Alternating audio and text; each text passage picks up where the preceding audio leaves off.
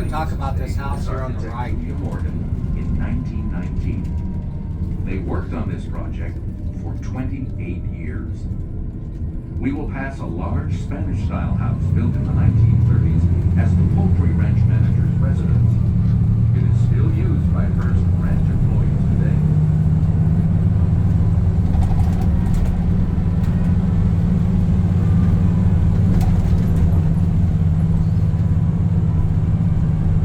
All his life, William Randolph Hearst referred to this place as the ranch at San Simeon, even though in later years he gave it a more formal name, La Cuesta Encantada, the enchanted hill.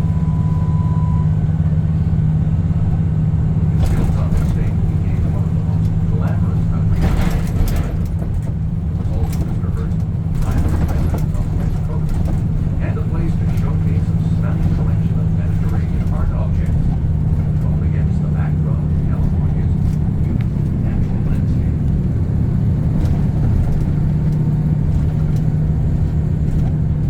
Hundreds of glamorous guests traveled the same road to visit the castle in the 1920s and 30s. But imagine Mr. Hearst first as young Willie, a boy following his father along the winding bridle path that would become this road, climbing on horseback 1,600 feet, or 488 meters, to a hilltop that was often sunny when the fog shrouded the coast during the summertime. Later in life, Mr. Hearst said that the road was so steep and the way so rocky that he only managed by hanging on to the tail of my pony. George Hearst knew California's landscape well, having traveled west as a miner from Missouri in the 1850s looking for gold. The geology that caused these steep hills to rise from the ocean floor millions of years ago was the same factor that brought precious minerals like gold, silver, and copper closer to the Earth's surface, allowing them to wash down the high mountain creeks to the west. Though thousands came west looking for easy riches during the gold rush, few succeeded. George Hearst was a skilled miner and geologist, and became one of America's richest men with investments in Comstock silver and copper and Monte gold mines. But he never mined in this region. George Hearst bought the land at San Simeon in 1865 as a cattle and horse ranch. He had married Phoebe Apperson Hearst in 1862, and their only child Willie was born in 1863. All three Hearsts grew to love this ranch, and they added to it until it eventually totaled over 250,000 We're going acres. to talk about the shelter right here. 100,000 square hectares. You will also see open-fronted shelters made of logs that were built for animals in Mr. Hearst's zoo. His love of animals drove him to create the largest private zoo in America, filled with exotic animals from all over the world. We may see birds of tawny animals that resemble mountain goats. They are known as audads and are descendants of Mr. Hearst's original herd, still roaming these hills and mingling with the cattle. Originally, this land was home to Native Americans of the Chumash and Salinan peoples, who lived there for over 9,000 years. It was claimed by Spain after 1769, and then settled by Californian cattle ranchers during a brief period of Mexican ownership. California joined the United States in 1850, soon after gold was discovered. George Hearst bought 3 ranchos Oh dear, and up to the continued to run cattle in the hilly expanses above the Pacific. Yeah, their land right. 150 One of them's years missing later, an antler. This is still a family cattle ranch. The Hearst Corporation runs over 2,000 head of grass-fed beef on these hills today, largely black and red Angus. The cattle graze much as they always have, and depending on the season, you may see them on the hillsides.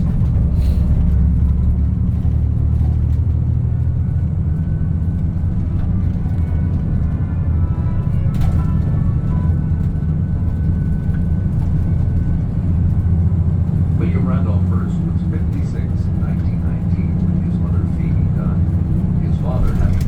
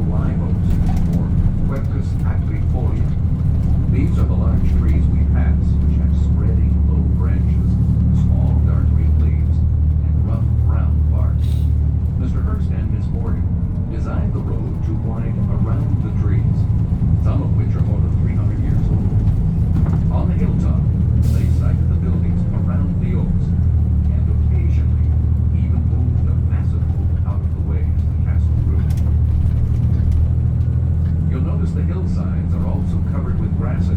With the winter rains, these grasses turn a rich green. In summer and fall, they change color to a golden brown. Mr. Hearst filled these pastures with his exotic zoo animals. In his day, guests traveling this road would have passed by antelopes, yaks, giraffes, llamas, water buffalo, bison, and more than 100 other species. Most are gone now, but in addition to the audads, today you might see sandler deer and Roosevelt elk mingled with the cattle. Keep watching. You may also glimpse some animals native to the area, including deer, foxes, and coyotes, as well as the large black birds that soar through the skies, known as turkey vultures. The views of the coastline can be quite spectacular on clear days. So too are the views of the twin-towered structure Hearst and Julia Morgan called Casa Grande, which means big house in Spanish. We walked the rest of the way. They have, we gotta walk, sorry. No, they're doing some road work around the corner here, they're going to, and so we can't drive through there. So we're gonna go the wrong way on a one-way road. And so as we go down this road, we're gonna pick up a pilot car here. As we go down the road, the CD is gonna tell you, look to the left to see the pergola. If you look to the left, it's like looking here, it's nothing there, it's just downhill. It's actually gonna be on the right-hand side of the bus, and it'll be up high. And I'll let you know when we get there. And then we're going to go by the animal enclosure twice. Generally, you only see it when you're coming back. But going up, we'll go by it, and I'll point it out. It'll be on the right-hand side of the bus also. That's where he kept his polar bears. And so, but when I pick you up and bring you back, it will talk about the animal enclosure. It'll talk about his animals and stuff. What happened when he liquidated. Okay.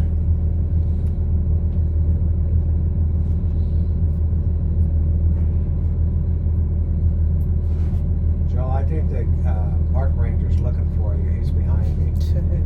He's got his gun. No. He wants to have a discussion with you, he said. He would be the first. He's got jewelry for you.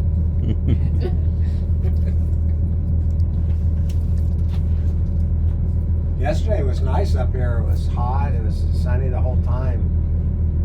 Yeah, yesterday was a good day. But it's kind of unique because even though we see the fog here, it could be clear there. You never know. Did you see the Aldads the last few days? We didn't see them yesterday, but we see them. I think yesterday they were off over this way on the old road. We can't go. But the last couple days, So, 2 days I think before, it's they a were over bird. this way. Or a goat sometime. I've never seen the Aldads. They're venturing. They're unique when you see them. They got some really neat looking eyes. You know, it's like, yeah, there was like the other day on the hill off over here, there must have been 100 of them Yeah, that's what I all heard. over the hills. Yeah, it's crazy, huh? Then the next day, they were actually, when we come around that corner, they were walking on the road. You had to watch out for them.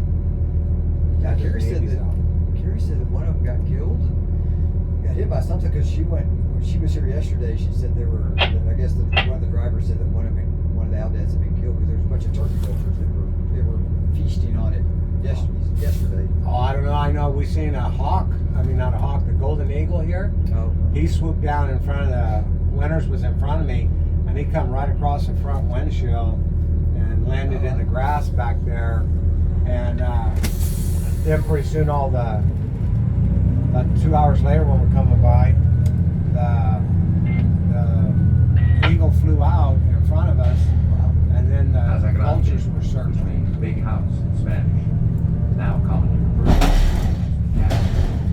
The road was designed so the castle would appear and disappear as you climb higher.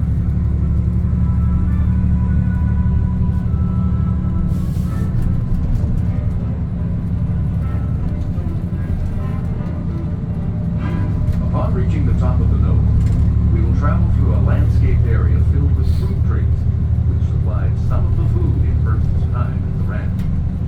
You can start seeing the pergola right Food here. on site, including beef, right, on top. poultry, dairy products, and fruits and vegetables. You may also see on the left the remains of a columned arbor known as the pergola. It was a path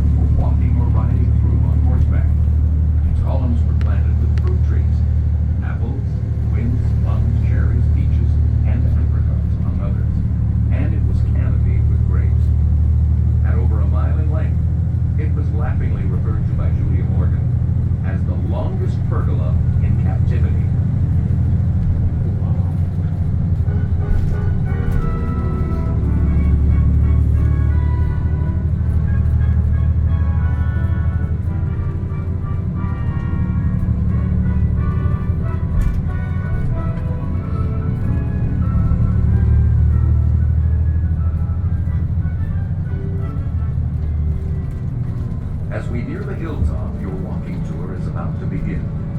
We ask for your help again in preserving this remarkable estate. While on tour, please touch Here's only the animal enclosures right here on the right. And avoid touching or leaning against any other object. When inside the buildings, please remain on the tour carpeting. Flash photography is allowed outdoors only. Please turn off your flash when you go inside the buildings. Your tour will take a one-way route over the hilltop without doubling back, so be sure to take your photographs when you see them.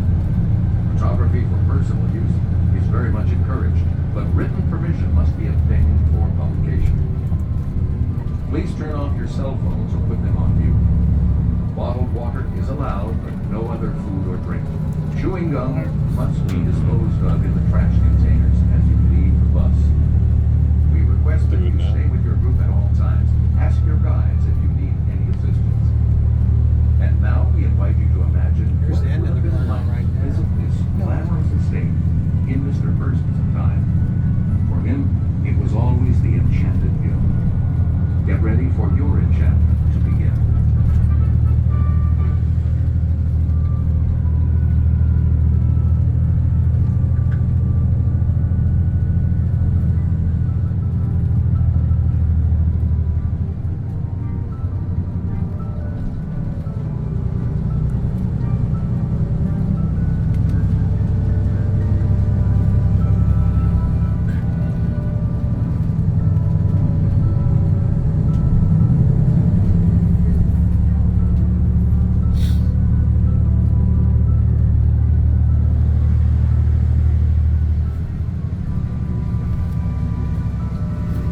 Yesterday I had a deer standing right here at the gate, waiting for the gate to open so he could go in and have a good meal. Flowers.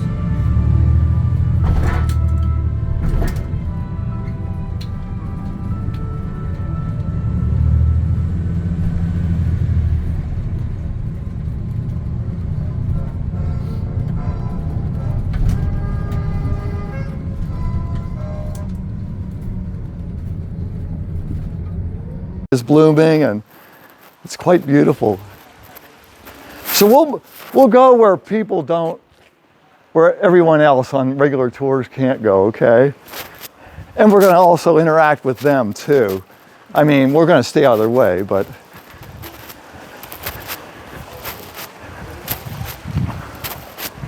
so we'll kind of gather over in this spot over here. It's kind of like we're up in the clouds. It's the kind of the feeling you get here with the fog.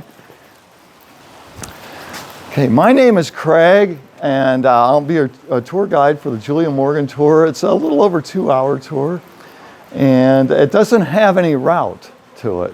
The other tours, like such as we see over there, the Grand Rooms tour, they have a specific route they have to stick to. We don't have any restrictions like that, so we can go just about anywhere. Have you been up here before and recently or? Not for several years. Not for several years. Okay, probably before COVID? Yes. Before COVID, okay. We were here in January. Okay, well, a lot of rain, right? Oh, yes. Yes. We've seen the grand rooms and the upper Upstairs, yeah. rooms, but I Okay. think that's it. All right, okay. And no, I haven't been here. At all, okay, wow, all right. So these are the things I need to know so I know what to talk about. Because if I jump way ahead, you'll say, who is Mr. Hearst? Oh my God. You know? Yeah, who was he? When was he born? What is this all about? Well, this is the Julia Morgan tour, and really, you know, she's a fantastic, an incredible architect, and she was pretty much unknown for a very long period of time. As a matter of fact, when we first opened in 1958 as a museum, there was the Life magazine did a major article. They took a picture of this swimming pool, and it was on the front cover of Life magazine. They talked about Mr. Hearst. They talked about Hearst Castle up here. They never mentioned who the architect was. They never mentioned Julia Morgan. Because she was a woman. Right, right. And I emphasize that on all my tours. Talented woman. Yes, yeah, a phenomenal woman. She was born in 1872 in San Francisco, and she died in 1957 at the age of 85. If you're a woman born in anywhere in America in 1872, and you were encouraged to go, become a professional, which was very rare, to be a lawyer, a doctor, an architect, something like that. It was dominated by men. And then how would you get your clients? It was the good old boy network. She's not a good old boy, and so she had to basically earn her living, earn her fame from her work. And she said, well, I'm not going to be famous. My work is going to be famous. I'm known for my work. And that made her almost invisible in many ways. And that was kind of a casualty of what happened. But she was phenomenal. She had over 700 projects during her lifetime. She's known for Hearst Castle. But if she was alive today, she would say, well, this is not my greatest work. This is an example of what I do. And she was what's known as a client's architect. And she was very different than, let's say, Frank Lloyd Wright. If Mr. Hearst had hired Frank Lloyd Wright, this would not look like this, I can assure you. This is Julia Morgan interpreting William Randolph Hearst. She's interpreting him. So she's a client's architect, and if you hired Julia Morgan, she would say, what do you want for your home, for your estate? What do you want it to look like? Do you want it to be palatial? Do you want it to be Mediterranean? Do you want it to be arts and crafts and modern and simple? Do you want it to blend into the environment? I can do that. I can do this. And she was kind of like a studio musician that we know. Let's say plays the piano, and they're hired, and they can play anything you want. Well, classical, jazz, whatever it is, rock and roll or rap, whatever it is. She was that kind of architect, if you can kind of get that idea here. And so she had actually 503 projects before this project here. And she was hired in 1919. A little bit more about her background. She was kind of a tomboyish type person. Kind of a rebel and independent, and her mother, Eliza, encouraged her to be independent. Also encouraged her sister, Emma, to go and study law. Emma became a lawyer, and Julia Morgan was encouraged into architecture by her mother. She also had 3 brothers, and even during construction up here, the 28 years of building this place out, she had to take care of her mother, who had later developed Alzheimer's. And then she also had to take care of one of her brothers who had mental and anxiety problems at home. And then she had 200 other non-related projects going on, unrelated to this, at the same time, building here. So I'm going to talk about Julia Morgan and interpret her and talk about her through Hearst Castle here. Because I could talk about her at any place on this estate here. This is a vacation retreat. It's an entertainment retreat up here. It's not Mr. Hearst's main residence. And his main residence was in New York City. This is one of 6 of his estates. It's not even the largest of his estates. William Randolph Hearst built the largest media empire in the world. Newspapers, magazines, books, even he owned 2 major movie studios, production companies, and he also had a 50% partnership with MGM. They started producing and distributing films like Gone with the Wind or Wizard of Oz. So he controlled the media to a large extent, just like Fox and CNN do today. He even ran for president in 1904, very powerful person. And he had worked with Julia Morgan she was the architect and construction person overseeing construction for the Herald Examiner building in 1915 in Los Angeles before this estate construction started here. And she was also worked on a number of projects for his mother, Phoebe Apperson Hearst. So he knew her. There was a working relationship. Julia Morgan had gone to Berkeley, up north, UC Berkeley, and graduated with a bachelor's degree in 1894 and a degree of civil engineering. One of the first women to do so. And then she was encouraged to attend the most prestigious school of architecture in the world, the École Beaux-Arts in Paris. Graduated in 1902, the only woman ever at that time to have done such a thing. They didn't even like Americans back then, let alone women. And so this pool design here is in a Beaux-Arts style. This is what she learned in Paris, how to design a pool like this. It's done in kind of a neoclassical style, and that's what they taught at the École des Beaux-Arts in Paris. A firm foundation in design in this manner. And so she was hired by William Randolph Hearst, and he had his own ideas. He actually thought of himself as an amateur architect. And so he wanted to sit in the driver's seat with her. It's kind of like when you get sick and then you look up whatever your symptoms are on Google, you go to your doctor and then you tell him what's wrong with you, right? I'm familiar with Yeah, they're not too appreciative of that. And so Julia Morgan had to put up with this man who was born extremely wealthy. He had no idea about budgeting, and he knew how to make money and spend money, but you know, a lot of times he would make requests that didn't make sense. And so she had to deal with that. She had to make sense out of his suggestions. He said, well, if I throw enough money at it, you could do anything, right? And well, to a degree. So this place, construction started in 1920 here. It was to be Southern Mediterranean, kind of a mix of Spanish and Italian styling, all mixed together. And so a Romanesque type swimming pool, definitely Beaux-Arts style that we have here. And the first homes to be constructed up here, there's 4 homes actually at this estate, were the guest cottages. Mr. Hearst called them guest cottages. And he, when he was talking to Julia Morgan, he said it should only take you about 1.5 years or 2 years to build all this out. See, this is where he's coming from. This is all hand-carved Vermont marble. That's all Vermont marble down there. The pool is not even completely built in. It's only half built in. There's rooms down below the pool on the far end, and that's where the filtration system is. Very difficult to build this. This pool took more than 1.5 years to build.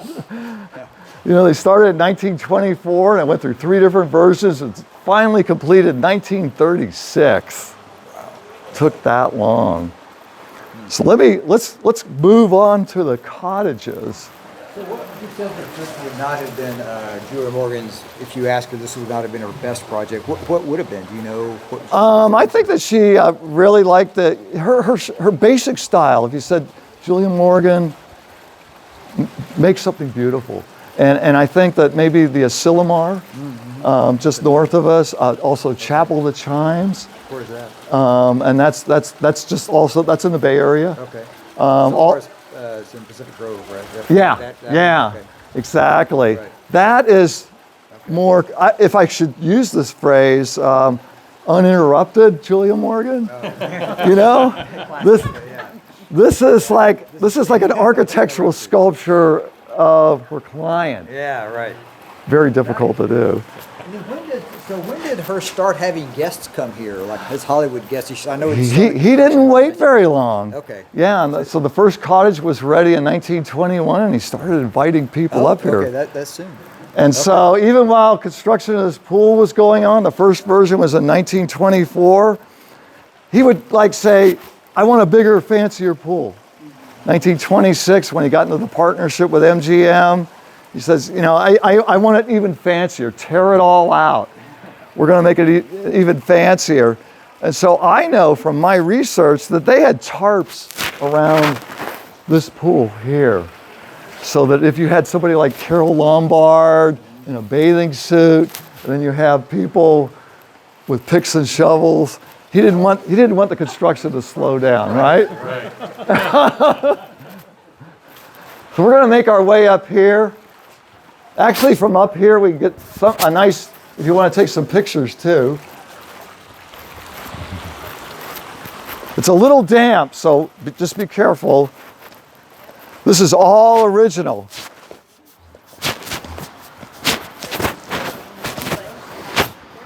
So in 1957, we actually received this property as a donation from the Hearst Corporation. Mr. Hearst was building this place, writing checks off of the corporate account. He didn't personally own this place. So this is all original. These are the dressing rooms here.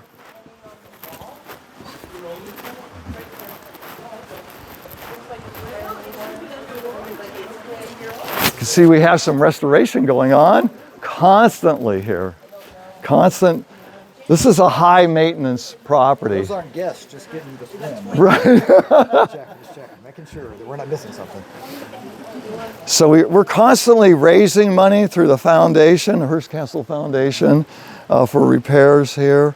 And in 2014, we had to repair this pool because it was cracked. The bottom of it was cracked, and we were losing 5,000 gallons of water a day. Oh, wow. Yeah. Well, we had a massive earthquake in 2003. It was a 6.5 quake. The pool holds 345,000 gallons of water. And so we had to raise money, and during through 2014 to 2018, construction and repairs took place on this pool.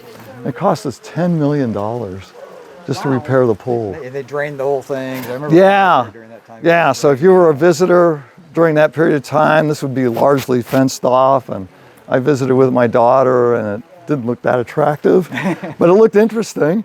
Yeah, much better now. Yeah, much better now here.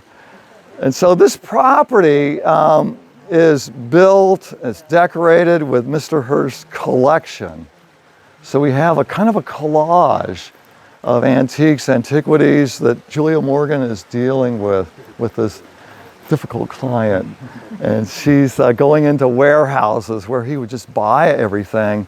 And she's making selections from the warehouses. So the 6 columns that you see on the temple facade here, they're from 1st through 4th century AD from ancient Rome. Mr. Hearst bought them in 1921 from a dealer in Italy.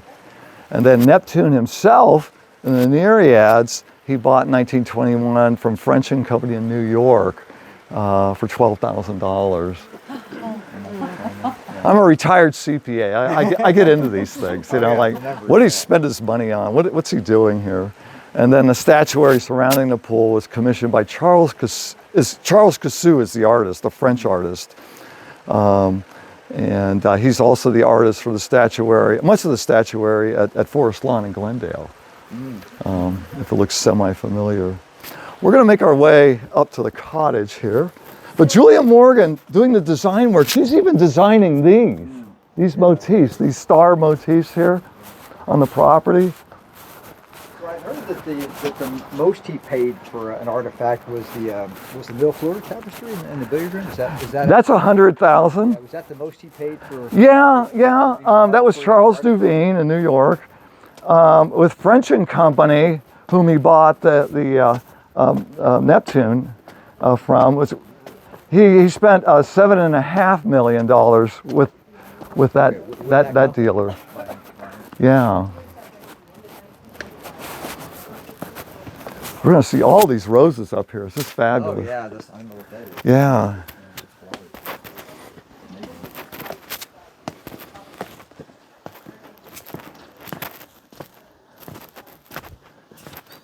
Yeah, I just study this stuff even on my off time. Yeah, well, You know, interesting. it's like a hobby because I'm a collector myself, and so I was attracted to Mr. Hearst, the collector.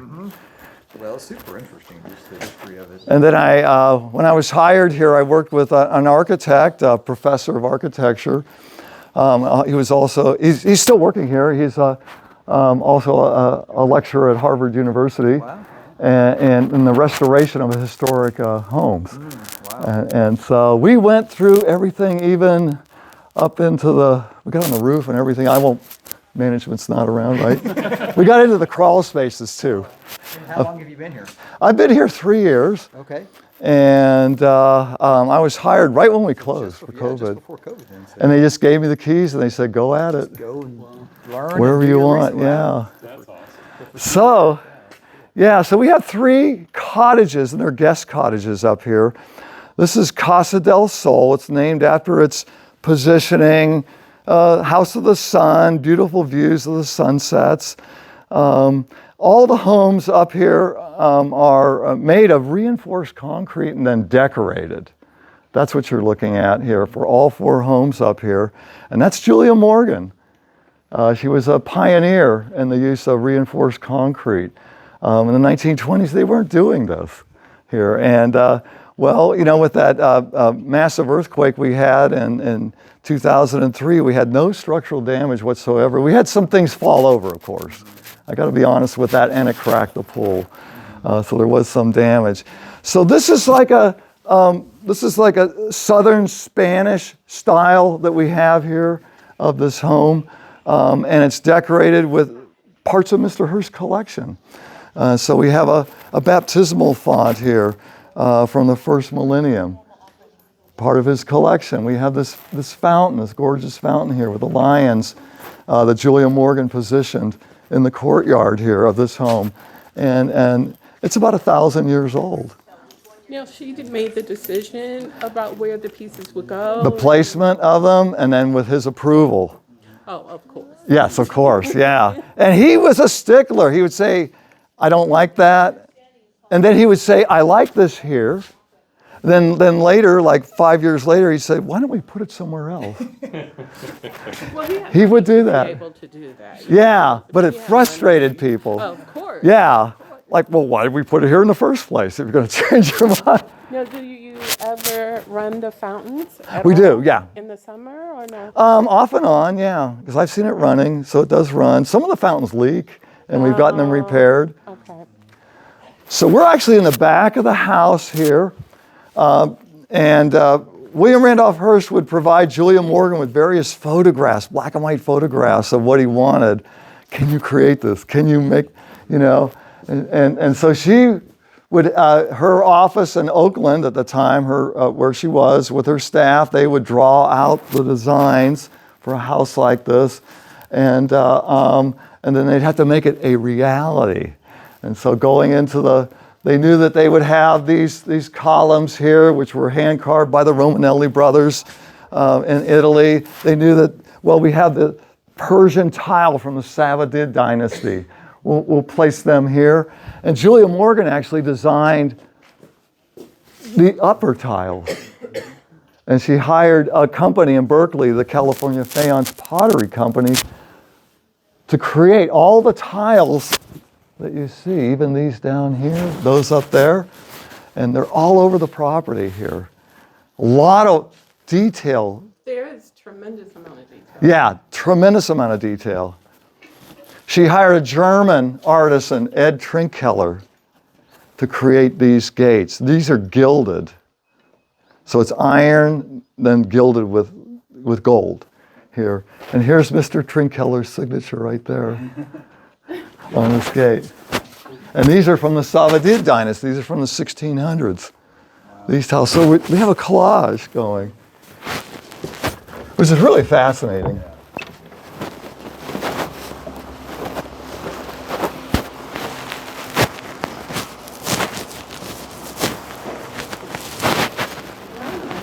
Yeah, so Julia Morgan's creating environments, living environments here with her client.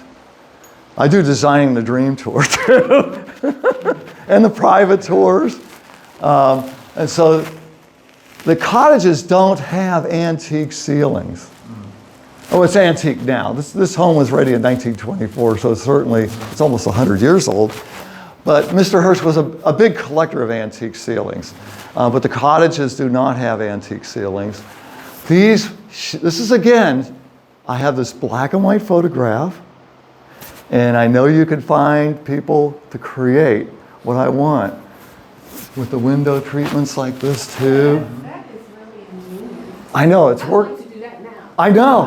And where do you find, people ask me, well, Craig, how much would it cost to do this? Well, you have to find the people to do it. Right. Number That's one, the right? main thing, Yeah, can you find the people to do it? And then, Carved wood panels? yeah, this is Or all are they plaster. Yeah. John and Theo Vanderloo, who were Dutch, created this and the ceilings. And then Frank Humrick, a German artisan, applied the gold. So did they do that on site? Yep, on They site. did it all here. Yeah, yeah. Not all of it. The gates that you saw on the front by Ed Trinkeler were done in Los Angeles. Okay. Yeah. So let me close our front door because we have baby foxes roaming around. Oh, we wouldn't want They're that. cute, but they like to have fox parties. And they're messy. They're messy. I bet. So what about the bed frame here? Okay. Good lead in here. All right, we're decorating with antiques. All of this is original. These are not props. Even that lamp over there with the clock, that's not a prop either. The chairs are all original. The bed frame is Italian. It's from the 1600s. Okay. He's collecting furniture. This is called a prie-dieu. There would be a cushion here, and you say your nightly prayers at the end of the bed. The mattresses are all original. I was here when they were changing the beds. I was taking photos of the mattresses. Are they filled with cotton or straw or fiber? Horsehair. Horsehair. Hand woven. All the mattresses are horsehair here. And they were brand new back in their day. And very comfortable. I don't know if you get fleas. Probably not. And see this heater that's on right now? This is original from 1924. Wow. Really? Has an on-off. You can't get like 72 degrees or anything. It's not that. It all works. It still works. Now this is the latest technology in bathrooms here. We took out this wall here for our tours, but showers, 1924 shower, that's brand new technology. Even John D. Rockefeller Sr. in his mansion did not have a shower. They didn't get showers in England until after World War II. They weren't common at all. So we're looking at, Mr. Hearst wants to take you back into the Renaissance here, but they also have modern technology for your convenience. So this is where guests would stay here. Walt Disney stayed here in 1946. Walt Disney, yeah. Bob Hope and his wife Dolores, they stayed in this house here, probably in this room. Really? Yeah, these are the original chairs that they sat in. This is all original. And this couch is all original. Yeah. And then we're decorating with antiques. These are Persian from 1200. They're 800 years old. These two pots, and these are from the Caucasus in Russia. Here, decorating with antiques. We have another ceiling that was created from a black and white photograph by the artisans. What is this structure? This right here this is Turkish, and it's to hold books. Oh. Yeah, or a Bible. And this is also Turkish. Mother of pearl inlay and ivory. It's just gorgeous. Sorry. So the fans, are they on just for circulation to like preserve the furniture and the art and Right. everything? It's a very difficult process and challenging for us because the homes here were not originally intended to be a museum. Right. So we're not the Getty. The windows leak.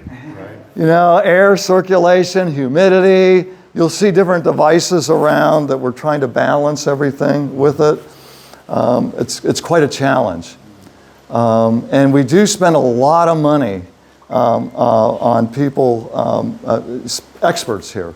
When I was here, when we were closed, the fabrics, such as this Persian carpet, on the wall. We contracted with members of the Louvre in Paris for restoration. We currently have Eric from the Getty Museum in Los Angeles working in the alcove annex area of the main mansion right now. And so, very expensive. When Mr. Hearst was running this estate here, with his guests here, it cost him $6,000 a day to run this What place. does it cost now? How much? It's about $180,000 a day. Now? Well, it takes a lot. That's what we spend. Yeah, right now, 180,000. Roughly, I would say they don't want to disclose that to us, so I'm kind of estimating here. Okay. But it's very expensive. Before COVID, we were actually making money here. Well, that's what I'd heard. That this is the only state Right. that makes Yeah. money, but it doesn't sound like it does. But now attendance is down. Now, yeah. And so, I mean, boy, the summers are jammed. Yeah, it's still Just busy. unbelievably jammed. If we were doing this tour in the summer, we'd have people like, oh, here they come, you know, dodging around tours. Right. So let me take you into the living room. You're going to like So this. that's what the Hearst Foundation is a fundraiser to help Right. offset the cost of the maintenance. Right. Yes, definitely. And boy, we do need it for major repairs, like that swimming pool. Now, Mr. Hearst, he was always changing his mind. I saw you notice our unusual looking closet there. So this house was built, ready to be occupied in 1924. It has 8 bedrooms and 8 bathrooms. Mr. Hearst said, I want to add more rooms. I want to make changes. And Julia Morgan had to accommodate him. Again, if I throw enough money at it, you could do anything, right? You know, maybe. And she said, well, what do you want? He said, I'd like to put bedrooms up above us. She said, well, we don't have much room to work with here. And where are we going to put the stairs? We don't have any room for stairs. And that's what happened over here. This used to be a closet. And so, It's a little reminiscent of Yeah. Winchester House. well, that's exactly, there's an element of that going. But we don't have ghosts as the architects. Now, you can see that we're thinking of Renaissance in loose terms, but a room in the Renaissance in decoration, interior decoration would not look like this. Mr. Hearst, being born in 1863, he's a man of the Gilded Age, really. And so when construction started up here, he was 57 years old. Most men didn't, that was about their lifespan if you were born in 1863. But he went on to live till 1951 when he died at the age of 88. Still made demands all the time of his architect, Julia Morgan. The patient lady, a friend of mine said she should have been sainted. So we're decorating with Mr. Hearst's furniture. The ceiling is actually from a black and white photograph of a town hall in Seville, Spain. And it was a vaulted ceiling, but from the black and white photograph, you couldn't tell. So they didn't know. They thought, well, it looks like this. And of course, from a black and white photograph, they didn't know how gold it is, right? Or anything. It's just black and white. And so this is what Mr. Hearst wanted of Julia Morgan here. And we could see the Spanish and Moorish influence with the geometric patterns that we could see in the ceiling. It looks like lightning almost. And that's very, very much present in early Spanish architecture as well as furniture, that type of design work. It's because the Moors, even though my last name is Moore, the other Moors from the Middle East, without an E at the end of their name, they occupied Spain from 711 to 1492, and they left a lot of their influence in design. And that's what we see in the ceiling here, and also in these doors here. These came from a church. These are from the 1600s. They're also from southern France, The Moors had an influence in southern France here. And Julia Morgan pulled these out of the warehouse. He had warehouses in New York, 5-story warehouse that we're still going through today in the Bronx, and warehouses in San Francisco, Los Angeles, and of course here, and then 6 major estates, plus a castle over in Europe filled with antiques. He said, but I only have 2 of these doors, and I like things to match. And he said, Miss Morgan, I know you can do this. And so they did. They did. Joel Supo created this based on this to make them match. And he's a Swiss-Italian woodworker. The other side of these doors, that's the gilded steel that's out there? Yeah. Mm-hmm. Yeah. So that the mosque, the cloth that we see on the walls here, this is very Gilded Age in decorating. This is what Mr. Hearst wanted. The furniture, we can see the designs here. This is Spanish. These are from the 1500s. These are called vargaños that we see here. They're allegedly portable, if you're really strong, and they were used by wealthy merchants. So this is one with it folded up, and inside, just gorgeous. And it's made out of pine and then decorated. And this is all ivory and gilding here that we have, very expensive. Up here at Hearst Castle, we have one of the nation's largest collections of Spanish Renaissance furniture right here at this location. And this is up that we have in this room here. And these 2 paintings, they're original. They're of the Habsburgs, the 2 children of Philip III, the King of Spain, by Bartolome Gonzalez. They're original paintings. So do you know how much he spent building the castle? There are various estimates. Historical costs run up to about $30 million. So did that include the artwork, or is that just? That includes, but no land.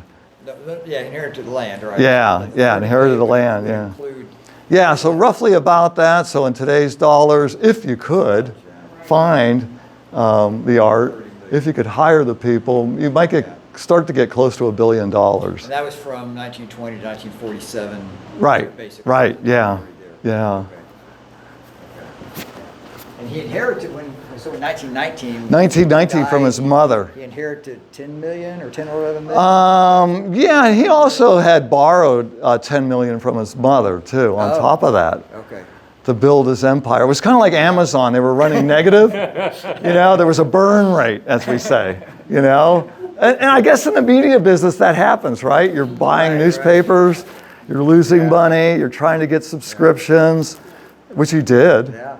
And because eventually 1 in 5 Americans were consuming Hearst media. Right. And he employed 45,000 people worldwide. Wow. It was that big. It was huge.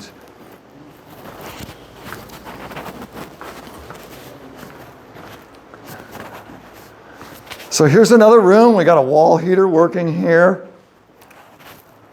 Just to give you an idea of how original things are, this bed covering, this pink coverall here, Mr. Hearst's wife, Millicent, bought this at Saks in New York. Yeah. And here it is. Yeah. She bought this. And so here it is. I mean, we tried to pull out of closets and pull out of storage what we know were in rooms here from black and white photographs. We knew that these chairs were here, this bed, that couch, to make it, I mean, these are not props. And so this is kind of faded, but it's holding up with the light here. Do you ever go change anything in the room? Do you change Sometimes carpets. Okay. And then they do, normally what change here is taking it out for restoration and then bringing it back is normally change. Because you wanted everything to stay out. Yeah, which makes it easier for me, right? Like, what is that? Well, it doesn't change, Right. So I like to bring you out into the gardens and before we go into the main house. I want you to see a lot. Look at this. Isn't that fabulous? Yeah. This lamp here. Yeah, this is something from the 1920s. It's by Gradago. She was a fashion designer. And a Stetson hat box. Yeah, and we have a Stetson hat box here, and Oh, bed is still off the ground. it's pretty far off the ground too. And there were different stories about that. What's your favorite part of the property? Well, I'm a book collector. And so, libraries, yeah. And I got into a lot of his books, auction records for his books. The manuscript collection was huge, just huge. A lot of it was sold off in 1937 through 1941 because of financial problems. He had one of 50 copies of the Emancipation Proclamation signed by Lincoln. He had the original Federalist Papers that belonged to George Washington, signed with corrections to it. Yeah, he had Shakespeare folios. He had illuminated manuscripts. I mean, it was So was fabulous. all that sold off then? A lot of it, yeah, yeah. And we still have 2 big libraries here. Yeah. So we'll go through here. So you can see, like for insulation, purposes, well, I've had people bring that up on tours. They go, are you sure you're doing a very good job here with it? And I don't run the place, so, so I could either agree with them or disagree with them. Yeah, you're right. We could work on this.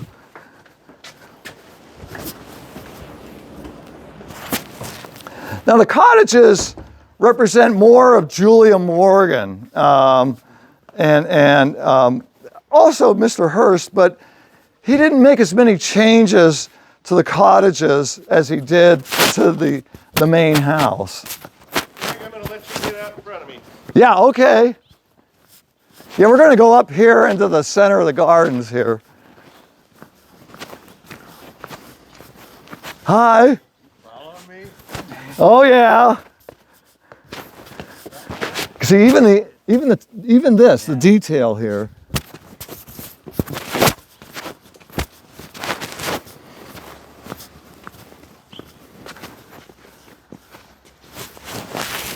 How are you, Craig?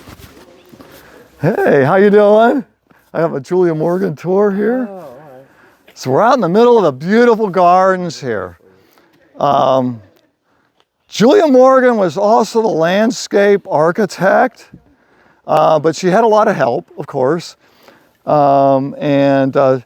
Charles Adams Platt, she used his design approach for Italian gardens for what we see here. And there was actually a main book in her office by Platt as well to be used. And her mentor, Bernard Maybeck, who was the architect for the Palace of Fine Arts in the Bay Area. He's the one that encouraged her to go to France and attend the École, because he did, and he said that you can do it, you're very talented. And he would bring his clients up here to look at the gardens that he was so impressed with how this was done. A boyhood friend of William Randolph Hearst, Orrin Peck, an artist, also contributed his efforts into the design here that we have. And we're in bloom, very beautiful.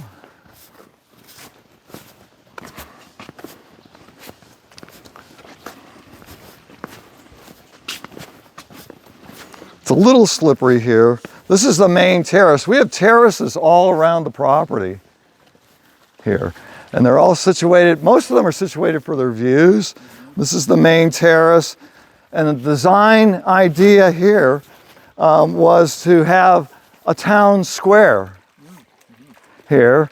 And Mr. Hearst, being a world traveler, he had traveled to Ronda, Spain.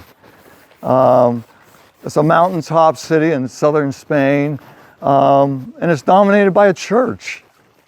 They have a church there. And so he instructed Julia Morgan. He said, well, you know, I feel like I'm in Spain here. The mountains, that could be the Mediterranean Ocean here. Here's some photographs of the church in Ronda, Spain. It only had one bell tower, and it was a lot plainer than this. I actually have the photograph as a book collector that was used here, and it's not as decorated as this. So Mr. Hearst wanted 2 bell towers. He didn't like the plain entrance to the church, and he said, Ms. Morgan, I have another photograph of an archway in Seville, Spain. And I know it's not part of a church, but I'd like to have something like this. So here he is corresponding with this architect, making changes. And then, you know, I'd like to have the Duke of Normandy up there. He has nothing to do with the Catholic religion at all, but I like that. And then we're going to have these figures, the Duke of Normandy's from the 1500s. These figures here, these are called wild men. They're about 6 feet tall. And he wanted them to adorn the entrance of the main entrance of the house. And so Julia Morgan said, okay, they're Spanish, they're from the 1400s. And then I'm going to have the 2 men, John and Theo Vanderloo, that did the ceilings in the cottages. They're going to create out of cast stone from drawings from my office the surrounding support here that we have underneath these wild men, and then up above. That's all created by the Vanderloo family. And they also created these spires. This is called plateresque, is the architectural design that we have here. This is something you would see maybe in considered colonial Spanish, maybe in South America or in Mexico. A flat surface with a lot of ornamentation around windows and entrances of architecturally what we have going on here. And so this is what Julia Morgan is doing, and then accenting it with a teak wood cornice. It was all hand carved by Jules Supo, who created the doors. All hand carved up there. And so we have a reinforced concrete structure. If we took all this down, it would look like an enclosed parking lot structure, not very attractive. But there's Utah limestone decorating it to hide the reinforced concrete. And by the way, they didn't even have the sand here for the concrete that was used. They had to import the sand. There's too much salt in the sand here, even though we're at the beach. I'm going to take you in. The original towers, didn't you have those torn down? Yeah, and then extended. Yeah, because there's bedrooms underneath them. Right. We're going to move into the main room here. Did they ever ring them up? They did. They're out for restoration right now, some of the selected ones. Do they still ring them occasionally? Not now. We have to replace some of the bells, and then when I was first hired, they would ring them at noon. Oh, would they? Yeah, they'd play Happy Birthday, but it sounded way out of tune. It sounded like, it sounded like some kind of abstract modern music. So construction on the main house started in 1922 and went on through 1948. And it's just like the Winchester house, where they keep adding rooms and rooms and rooms, making changes. You keep doing that, you're never going to finish the place, right? Well, that's what it looks like. That's explaining this. Right. Yeah. And when we received the property, we weren't allowed to finish it. Yeah. They said, no. You preserve it, but don't finish it. Yeah. Well, that's what it looks like underneath the line. Right.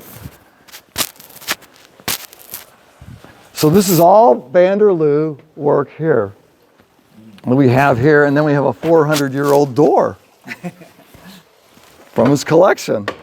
We have a sarcophagus from ancient Rome right over there. People ask me if it's a bathtub. No, that was For dead people. For dead people. It's completely illegal to collect those today. Oh, is it? Yeah, if you want to go to prison, What's down there? That can take you- that's a cellar down there. Okay. And I actually snuck down there once.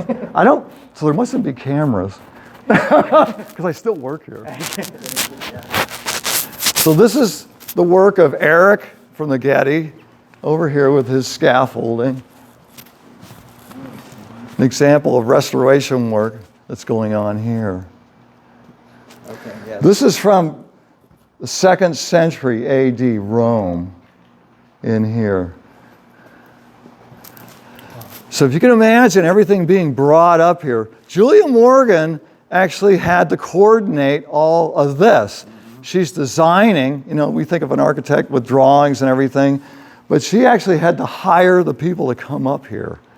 And then she hired the construction superintendents to oversee things. And then the landscaping. They didn't even have the right soil for the gardens and the trees up here. They had to replace the soil. They transported 70,000 trees up here. We're creating something that shouldn't be here, right? This extremely wealthy person, he's hired Julia Morgan to create a fantasy. That's what's going on up here. And it's where it shouldn't be, really. Because like this room is something you would see in New York City, in a mansion, from the Gilded Age. That's what this room appears to look like that we have here.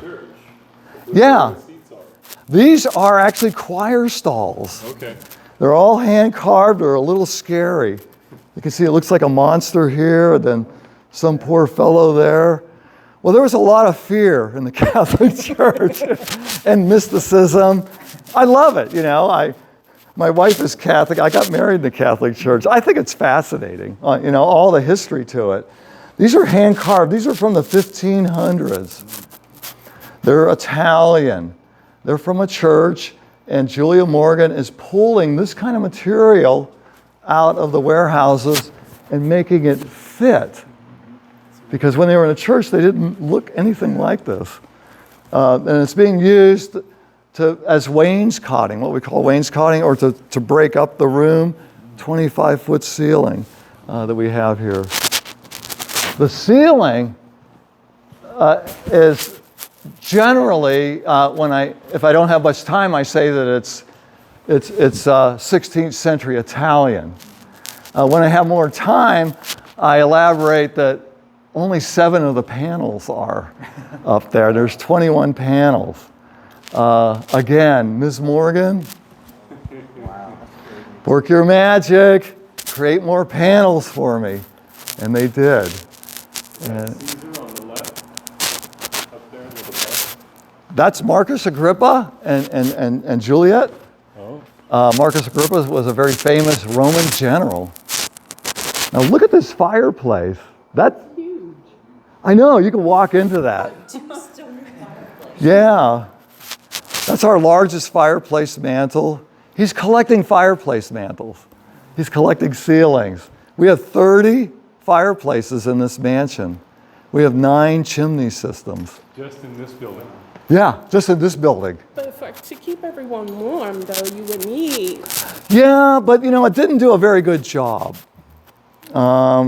Maybe in the Renaissance, if you were over in the corner, you might get a little cold and you might get burnt up. So they had portable electric heaters that they would bring around. We had electricity since the very beginning in 1920 when construction first started. It was hydroelectric. Oh. Julia Morgan, again. Okay, that makes a difference. Yeah, she's thinking, very practical. Because she has the money to do that. Well, yeah, but you also have to know, how am I going to do this? How am I going to make this work? You can have all this money, but how am I going to pull this off? So tell us about the tapestries in this room. Yeah, the tapestries are quite gorgeous. We have a set of 4 in this room that he bought from French and Company in 1921, and they were hand woven from about 1550. Giulio Romano, an Italian artist and painter, actually created the images, and then they were hand woven. in Belgium. And they depict the Scipio Africanus battling Hannibal in the Second Punic War. Very valuable. There's a copy of one of them in the Louvre today with a little note that the original is here in San Simeon. Yeah. He spent $70,000 on the set here, 1921. So let me bring you into our dining room. These are choir stalls also. These are from the 1400s. And what's it supposed to be a dolphin? A dolphin. I don't know. 500 years ago, did dolphins look different?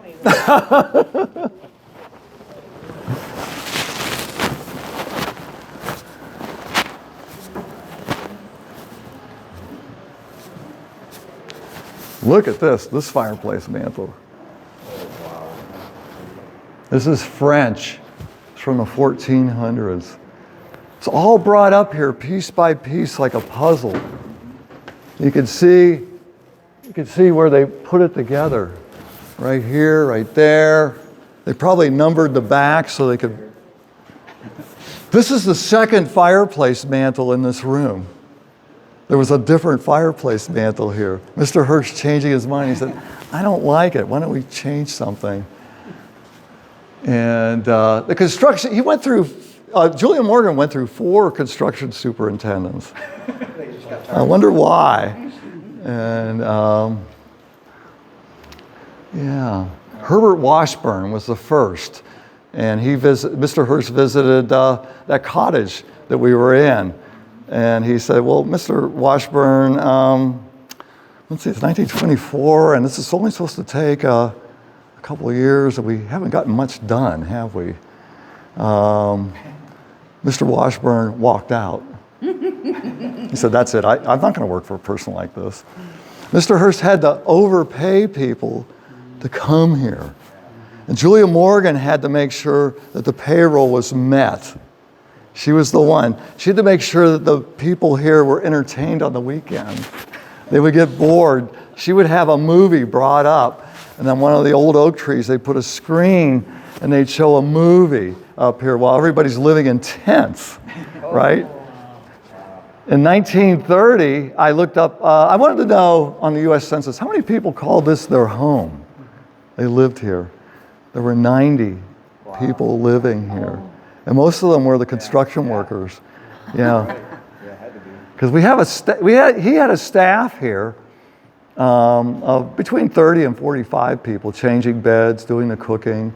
And this is the dining room in here, a 27-foot ceiling that we have here. Where's the ceiling from? An Italian ceiling here. It's all walnut, hand-carved. Those are saints. He wanted an earlier ceiling, but Julia Morgan couldn't find one because he wanted like a Gothic late Middle Ages kind of feeling in here, like a castle. It's a little bit like Hogwarts Castle, and because you're thinking of the refectory room or main dining room of Hogwarts Castle where the students would assemble, but this is our refectory room of Hearst Castle here. The design draws the eye up and makes the ceiling look even higher than it would first appear. Because it makes it look like the room is much taller than it is wider. Oh, right. And it's kind of an architectural style with the arches in the windows. And then this is the musician's loft.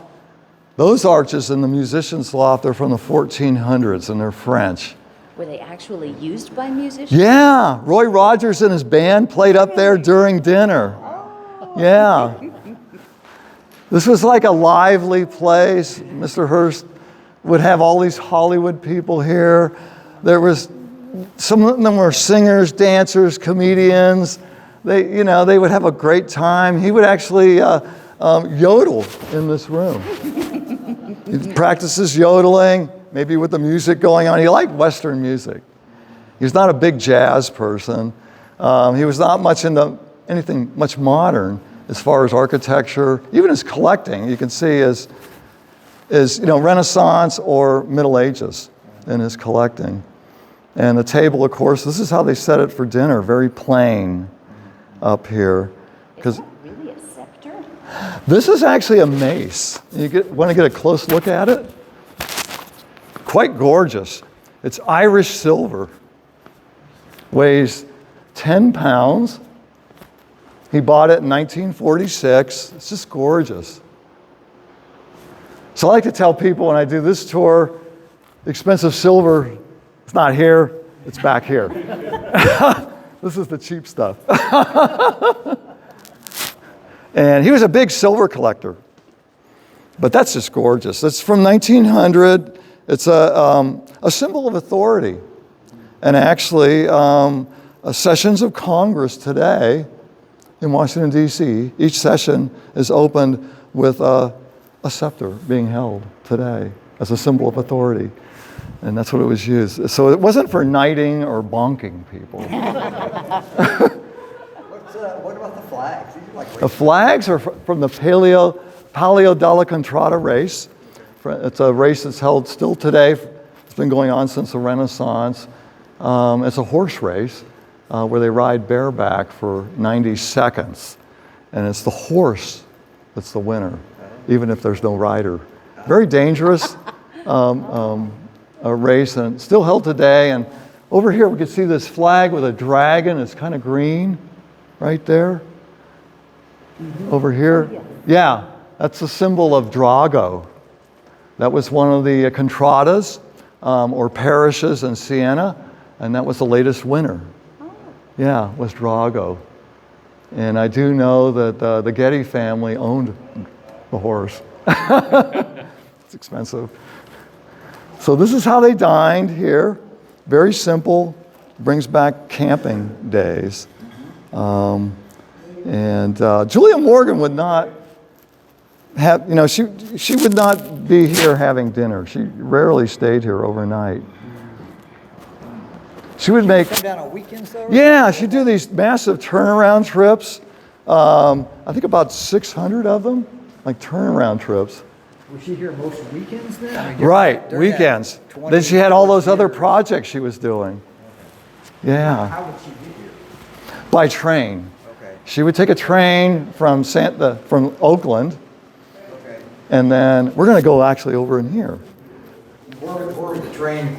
And then it would drop her off in. Oops. Okay, we got.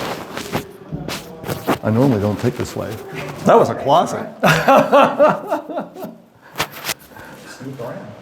So drop her off where? Drop her off at San Luis Obispo. It sounds this way. Yeah, and then there would be a taxi that Steve Yeager operated. He would bring her over here. And of course, that was a dirt road from Cayucas north to this location here. And she made a remark in her diary. She said, if you want to torture your friends and have them lose all their teeth, they should take that ride here. She had a pretty good sense of humor. She did. She was, could be a little snarky at times.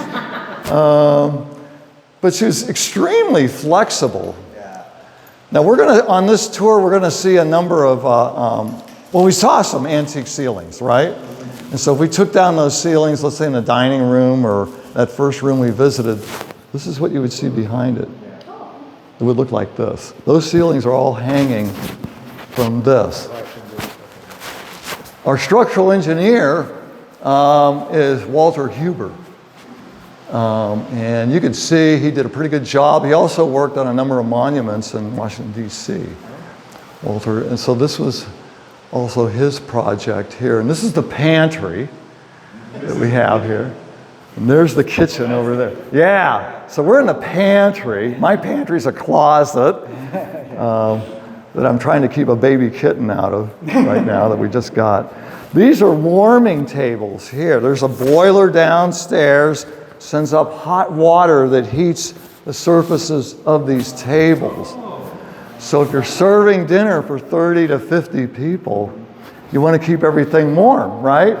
And Mr. Hearst had the bad kind of habit of delaying dinner. I'm busy, I'm on the phone, you know, I've got Nelson Rockefeller here with me, you know, or something. Howard Hughes was here, J. Paul Getty was here.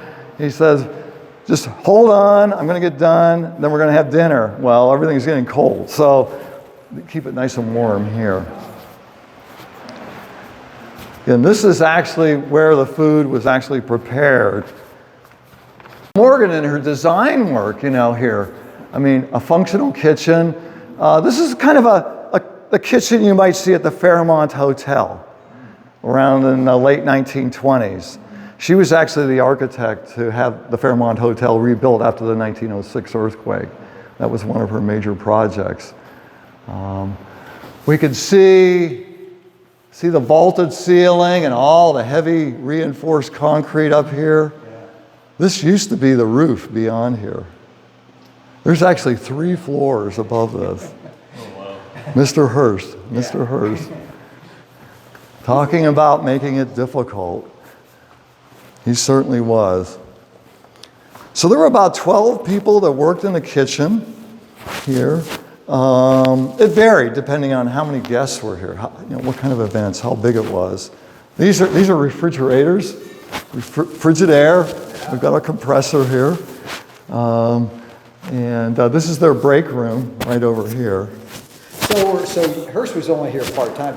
Right. Was the staff here year-round? Yes, yeah. So he had to staff all these properties that he owned, even the castle in Wales, which cost him per month, I looked this up, $325,000 a month. A castle that he bought, that he waited 3 years to even visit it. And then he only visited it about 7 times in his lifetime. And it was a big white elephant when he needed money. Nobody would buy it. Who wants this castle? You know, and he was always running into that problem. And that's like how we received this property too, from the Hearst Corporation. Who wanted it? You know, I mean, everybody goes, ooh, I would want it. Well, try paying the power bill. Or re-roofing it, right? Try that on side.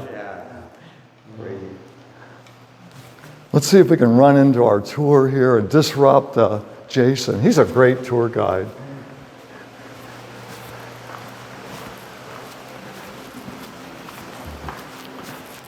One of the original telephones that was handed out by the Red Cross during the pandemic, 1919 pandemic. Okay. So this actually unscrews and you could boil the receiver. Yeah. These were handed out for free by the Red Cross back in 1919, of course. Yeah, so the workers, they didn't get gold ceilings. Were the guests allowed in the kitchen? Yes, and you could have a beer. Okay. The beer tap here, especially after dinner or late at night, you know. Mr. Hearst was very restrictive on the distribution of alcohol, though, but he didn't mind beer. The hard liquor, yes. So I've heard all these cabinets were built from the crates? Yes, these are repurposed crates for the antiques that came up here. So, well, we don't have fancy cabinetry either, you know, for this mansion. Very utilitarian.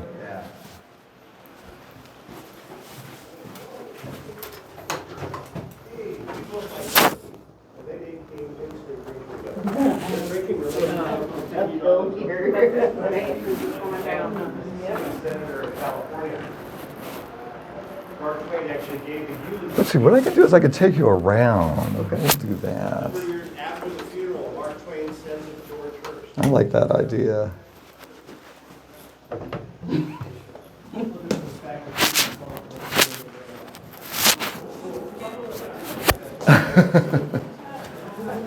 Yeah, it depends on what side of the fence you're on with William Randolph Hearst. Hello.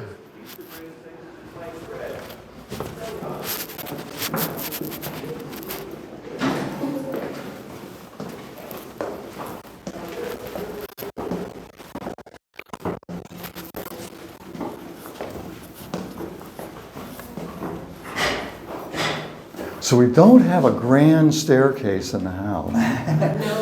We have we have these stair towers. So these are the staircases the guests would use also. Yeah, the guests would use these. Mr. Hearst would use these. You didn't try to decorate them or finish them out? Well, I think that they were eventually going to do that. Okay, this is just. And we could see how it's built. You could see how, Yeah, all the concrete's how it poured. twists Yeah. here like this.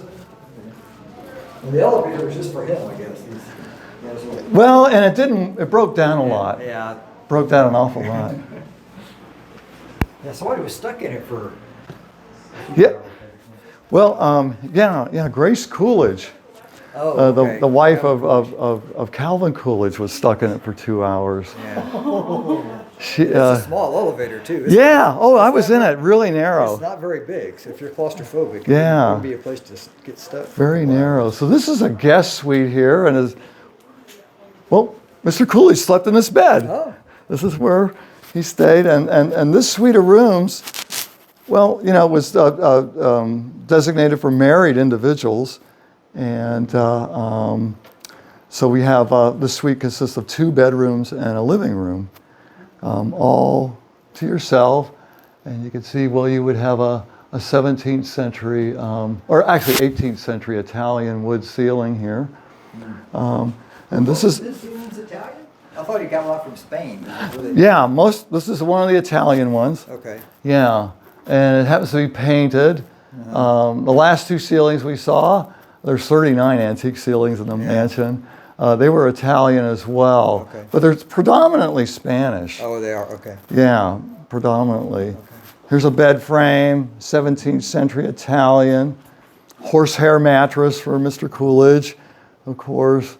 That's a Spanish altar piece that we have above the bed here, also from the 17th century. Now, was this ceiling added on by Julia's? Right. So the room is built first. She's going into the warehouse. The ceilings never fit, ever fit. They're never going to fit, Yeah, right? right.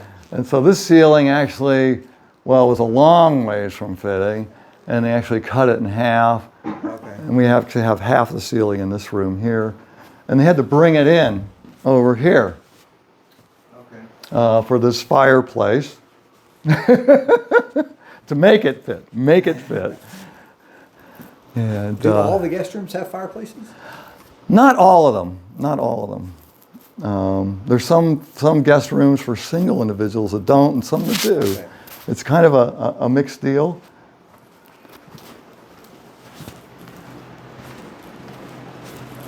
Boy, but creating this environment here, Gilded Age. We saw in the cottage, with the wall coverings. Here's the sitting room for this guest suite. And so in the cottage, you might have to share. Maybe Bob Hope had to share there might be other people living, or other guests there in 8 bedrooms.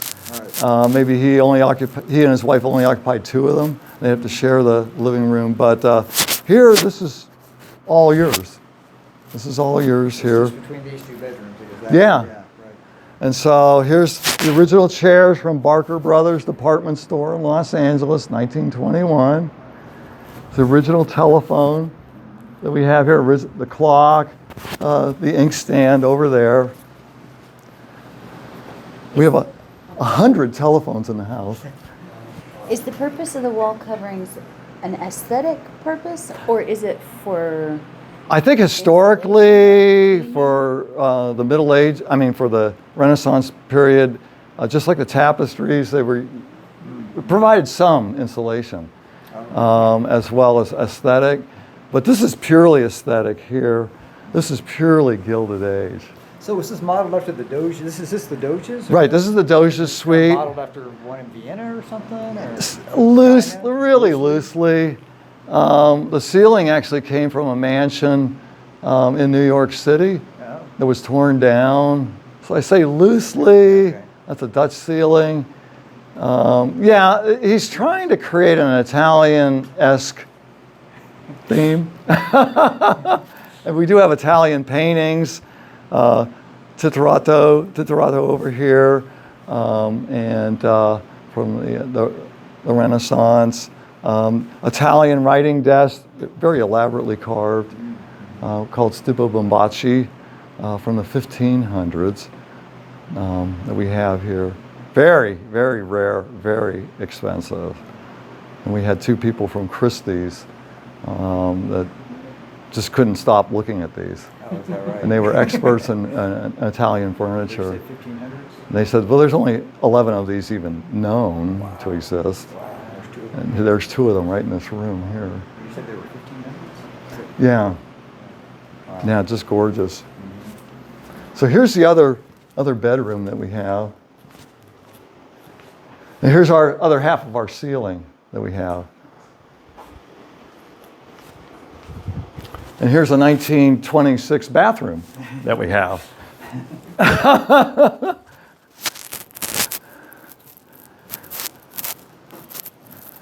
And so we're decorating. So we're kind of mixing and matching too. You know, we have works of art from the Qing Dynasty.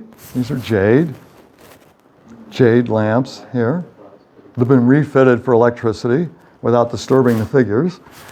We have a painting from the Renaissance, 1400s, a Botticelli painting. So Grace Coolidge, who slept over here, she could stare at a nice work of art here.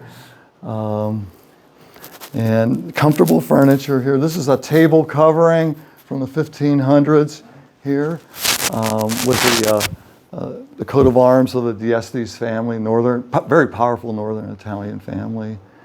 And then the sconces that have been refitted for lighting, they're actually German. It's called repose.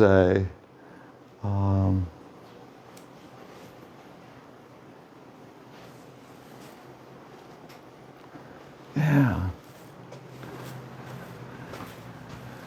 So we're creating an environment here. Kind of like a fantasy. Yeah, it's amazing. Yeah, so we have a 4-story home. The home started out as a 2-story home. And then Mr. Hearst added to the top of it. So we're ascending to the 2nd floor, which should have been the top floor of the home.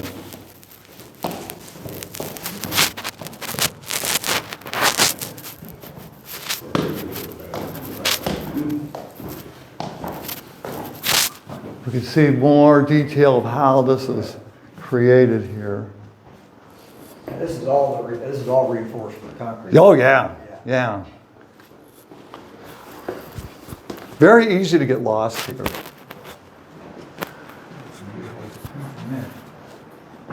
Yeah.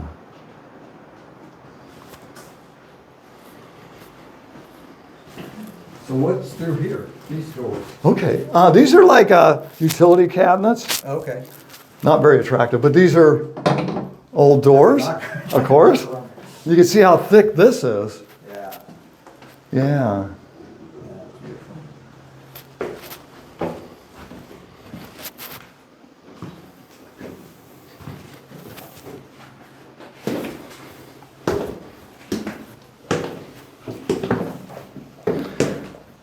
See, I'm kind of leading you around. Is there a specific place? Well, I'm absorbing. Okay, so. I'd like to see the Gothic suite in the library. Okay, let's go back up. Yeah. I'm sorry. I didn't mean to- No, that's okay. So we can see what a stairwell looks like that's more finished here. Yeah, this one. Yeah, this is more finished. Yeah, Gothic suite is one of my favorites. Yeah, oh yeah. Are we going down? So we're going to go up, actually. Okay. How do I get out? And then we're going to get lost. I will get out of the way. Okay. Wait. That's why they had 100 telephones in the house. People got lost here.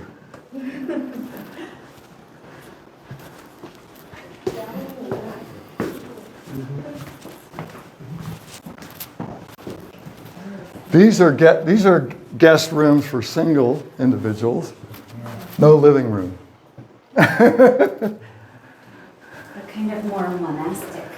Yeah, these are called the cloisters. And this one has a fireplace, but the other ones don't. Okay. So these were for the single one. I can do a camera. Oh, yeah? So we're going to make our way up to the 3rd floor.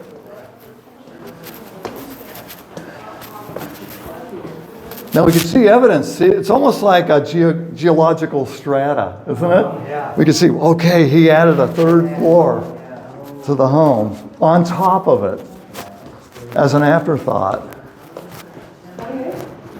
What's this big Yeah, another cabinet. That's plumbing, because I know his bedroom is on the other side. No, you're good. I'm going around you. So this was all added on top of the house. This was not here. This was added on top. And Julia Morgan had to figure out how to do this. When they added the bedrooms on the third floor, and they were ready to be occupied in 1928, this was like a storage room here. This is the fireplace mantle. It used to be in the dining room, by the way. They brought it up here to the third floor. You know, good grief. But Mr. Hearst said, I want this to be a study. I want this to be my private meeting place where I could meet with members of, my publishers here. And then we could discuss things while I'm here at this, like a boardroom table that we have here. Right. So he had a 24-hour telegraph system going, the phones. He was always connected with his publishers, and they would be summoned to come here. This is not where Clark Gable or, Greta Garbo came, or Harpo Marx, or W.C. Fields. You were summoned. Yeah, so what's the story on the clock? This is actually German, and it's from the 1600s. What I found fascinating, we have on our curatorial staff, and I was leading a tour, and I happened to see Nicole, and she said, Craig, I want to show you something really special. I said, what? I said, about this German clock. She said, this is really unusual. You can vaguely see all the detail of a scene in here. This is German. 1600s, and this is a Jewish folk tale. How about that? On this clock. And I said, Nicole, what is, she says, I don't know what's going on with that. But this is gilded in gold, and here we can see a measurement device for humidity and temperature that you can see. Does that open? Does it? Open? It does. Mm-hmm. It's a mechanical clock, right? So Yeah. Mm-hmm. Yeah. Yeah, it's made in Augsburg, Germany. Yeah.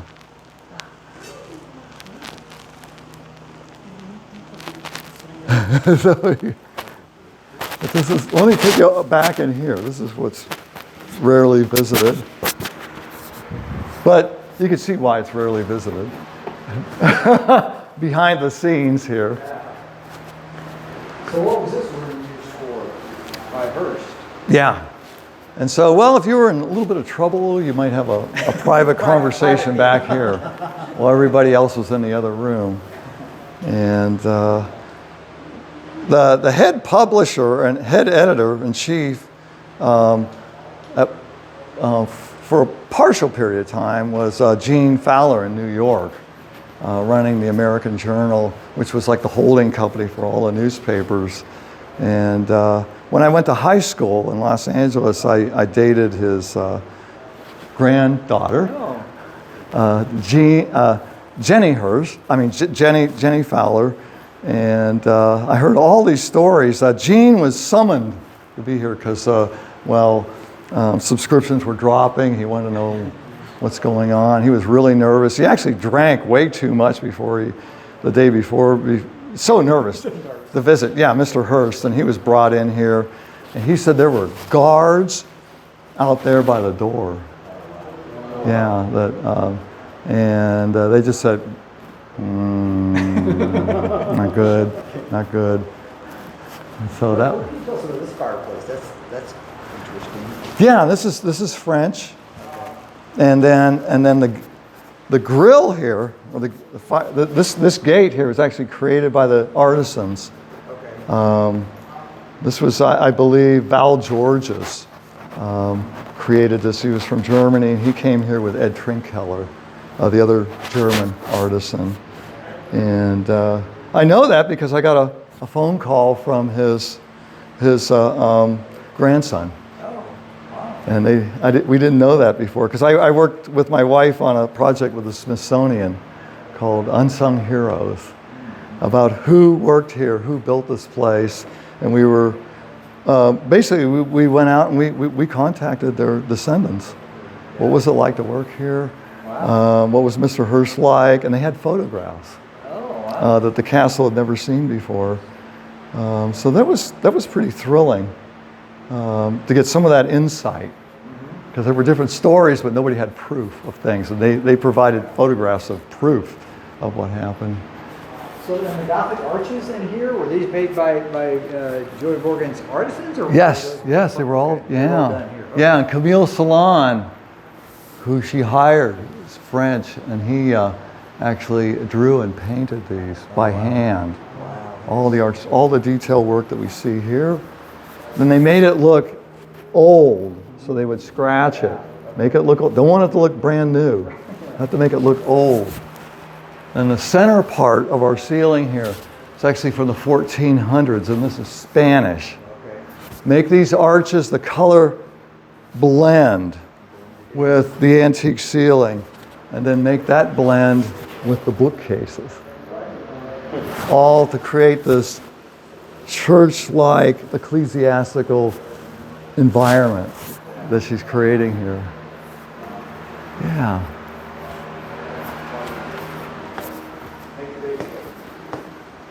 So we're going to go around, and of course a painting of Mr. Hearst when he was 31 years old that we have here.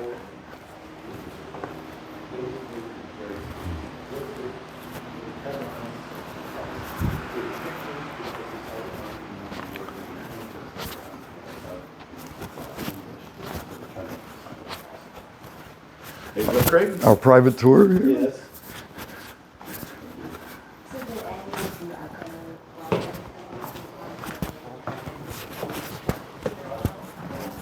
And watch your step. It's kind of dark here. Easy to trip. What?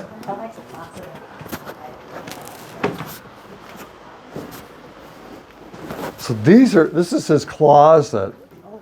This is Mr. Hearst's suite of rooms, his private suite of rooms. These are his clothes, right in here. Go on in. You see? His clothes in here. Yeah, those are his clothes, his shoes, his hat, his ties. It's a cedar-lined closet. Where's my group at? Yeah, there they are. I can get you in the picture as well. If you like. Yeah, isn't that neat? It's a walk-in closet, but not. Yeah, it's not that big though, is No, it? it's not that big. No, it's very confining. Yeah, and his room is Actually. not. Yeah, his room is not that big. Yeah. I'd like you to see his bathtub though, and his shower. So go all the way in there, all the way to the back you have to go. Yeah, the bathroom. A little bit of the bathroom tour here. I'm about the closet. Yeah. So this was all put on top of the house. It was not supposed to be here. This whole floor? Yeah. It was not supposed to be here from the original design. And there's still. Yeah, and there's a fourth floor on top of this. What's on the fourth floor? A bedroom suite. For him. No, for guests. Oh, okay. He says, I want more rooms. I want more space. See, those people didn't have money. They would just do these things. Yes, totally. Well, he thought that there was no limit to what he could do. And he tested that. He tested that, and well, the banks got very unhappy later on. Oh. Yeah, because he fell way in debt. Over. Became very deeply in debt. And he had cash flow problems. He was pulling $12 to $15 million in historical dollars out of his 90 companies every year. Just for this, or for for this, for the castle, for collecting antiques, filling those warehouses to the brim. The Brooklyn, the Bronx warehouse has 50 complete rooms in it from torn down structures in Europe. Walls, ceilings, floors, fireplaces, more choir stalls, and then furniture. This is his bed here. Fairly small bed. Because Yeah. he's kind of a big guy. He was about 6'3", 250 pounds. His sleeping habits were upside down. He's in the newspaper business. Yeah, he'd work all night. So yeah, he'd work all night, and then you might meet him at breakfast, and that was his dinner. Because he's got to go to bed after breakfast. And then you're going to see him at your dinner, but that's, kind of when he's getting started. And so it's kind of an upside down thing. He's always on the phone, always making deals. He wasn't known to be a screamer, though. And he tended to overpay. They said he bought people. That's what he did. And it was really hard to attract people to even come up here to work. Yeah. Because it's very lonely. Yeah, remote. Yeah, what would you do on the weekends? You know? Nothing, And they tried dynamite fishing. And they got in trouble for dynamite fishing. Yeah, no, we got to stop that, Ms. Morgan. No dynamite fishing. So I've read that's the oldest painting. Yeah, this is by Duccio Buoninsegna. He was born in 1255. Okay. Pretty old. Yeah. He's the father of Renaissance painting. Okay, so it's an actual piece. This is original, and I know from my research. It's a good thing you pointed this out. I did a lot of work on this. Oh, good. And the Met in New York in 1994 bought a Duccio. There's very few of these known. 1994, they spent $30 million on their Duccio. Yeah, it was just like this So what do you too. think that one's worth? Do you think it's worth that? Probably that or north of that. This was That was a a gift. That was a gift. This is a gift from Sissy Patterson. Like It was a part of the columnist. She was a McCormick columnist family. Or something, right? Or Yeah. is that what she was? Well, she was in charge of the Washington D.C. bureau, Okay. and she was extremely wealthy, of course. Wow, yeah. And she said, I love doing this work. I love working for you. I don't even want to take any compensation. She was never paid. She just did it. She just did it. And her family owned the Chicago Tribune. And the ceiling in this. Yeah, and this is late 1300s. Okay. Yeah, and it's Spanish. It's from Alfredo, the Palace of Alonso V, the King of Aragon, and the palace had suffered a serious fire during World War I. And so it's basically from an abandoned structure. Wow. Beautiful city, though. I love that. I know, very Moorish, mixture of Yeah. Middle Eastern and Christian Yeah. mixed together that we have here.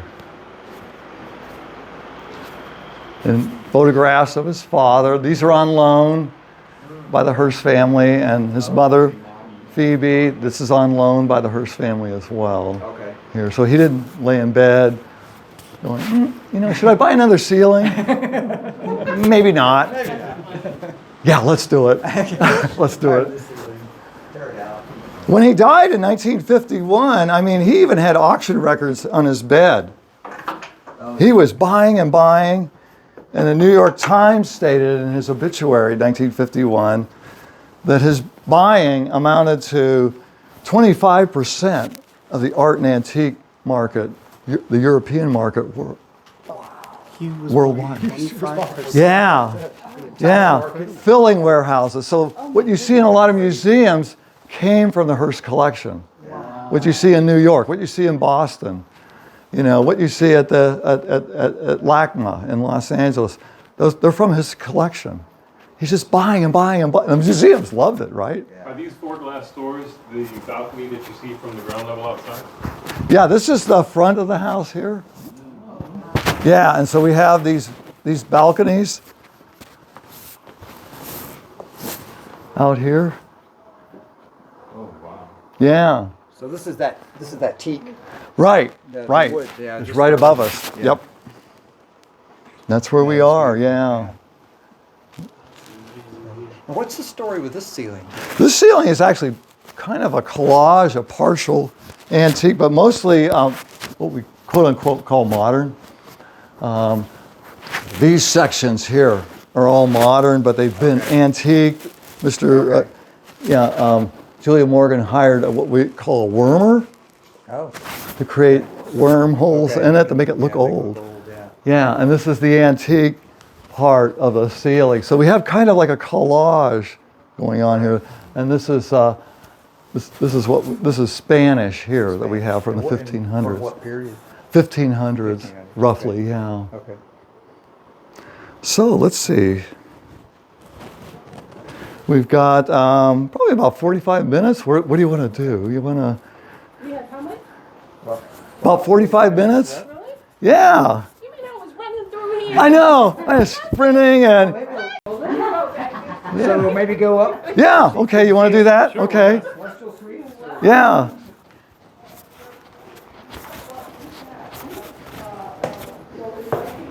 Hello. Got the Julia Morgan group here. I got 2 people coming up. Oh, really? Just 2? Okay. Welcome, welcome. The 3rd floor. Folks, actually, we're just kind of right. I've got my Fitbit watch, you know, Yeah, that's right. tracking how many steps I'm getting. I'm getting a lot of steps on this.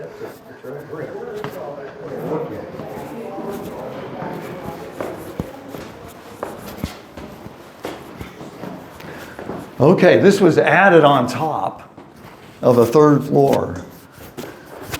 We're stacking. So this building, this structure right outside is the bell tower? Yeah, well, yes, and well, let me show you how this works here. Because this is all forced to accommodate a 4th floor, which was not supposed to be here. This was not part of the original design.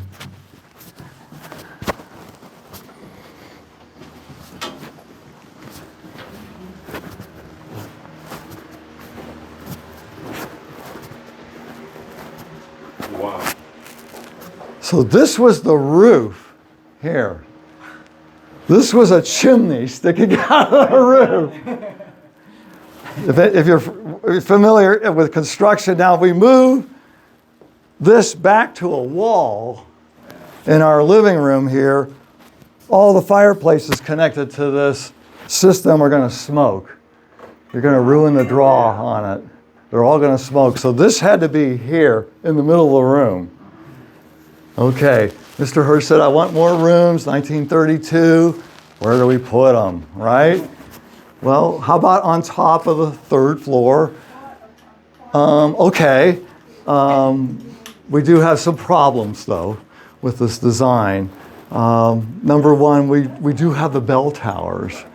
You know, what are we going to do with that? Well, he said, well, what's the big problem? Why don't you put the bedrooms in the bell towers and then, you know, raise up the bells? We could do that. Oh, wow. So I want to show you what he did there, or what she did. This is very narrow. That's because we're entering a bell tower. Right. Oh, wow.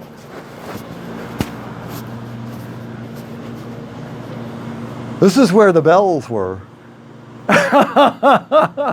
But they're obviously not here anymore. So.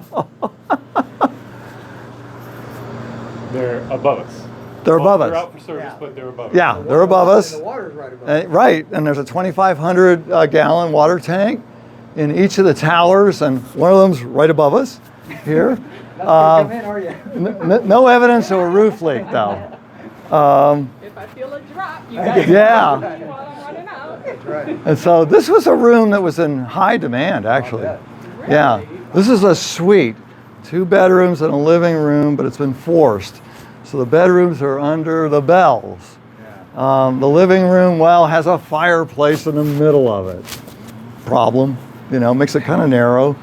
Not as comfy here.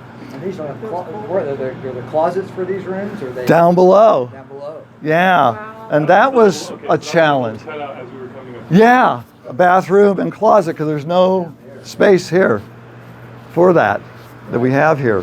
So we do know that Ludwig Bemelman, he was the author of the Madeline series of children's books. And he was a guest here. He was very picky. He said that, well, the service was terrible here at dinner. The food was mediocre. I'm actually quoting him. It was mediocre. He said, but I had the wine. And the 1921 vintage German Moselle was the finest I've ever had. And he stayed here, and he was unable to find those closets or bathrooms. So he started hanging his clothes from these, and then on the floor.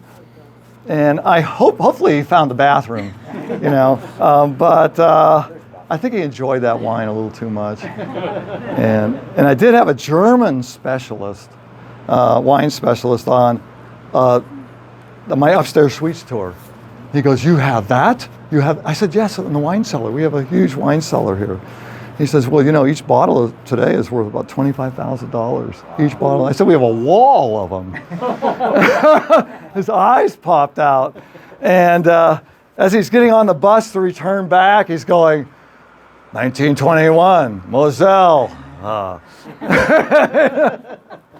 So I didn't know that, I learned a lot from the tours, the people on the tours. Cellar, one of the tours? Yeah, you want to go there? Yeah. Okay. Of course. Are you kidding? Now we have to go downstairs because it's the wine cellar, right?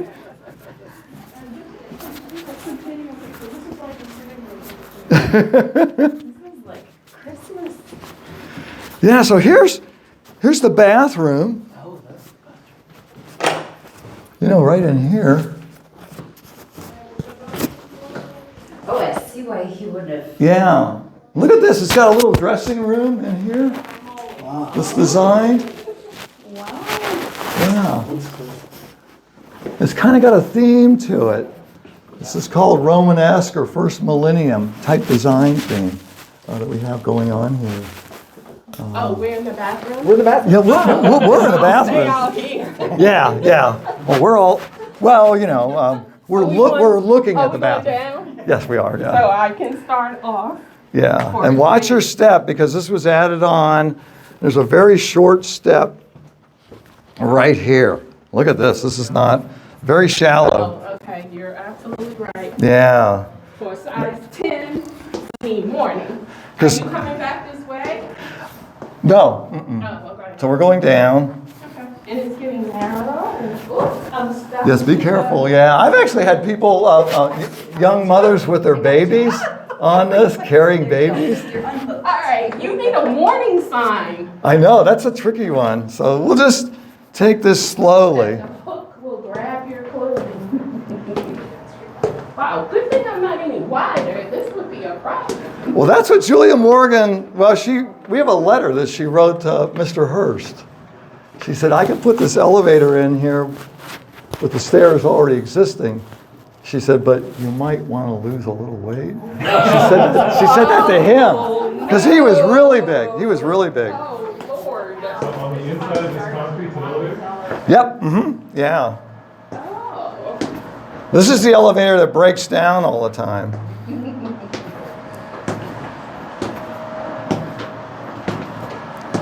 I can't believe I'm the first person. I'm usually not. We can continue down here with the Julia Morgan tour. Oh, you want to go? We can go that way too. Yeah. Julia Morgan? Yeah. Thank you. Is it a shortcut? Okay. A little fresh air. Get a little closer look at the carvings on the cornice up there.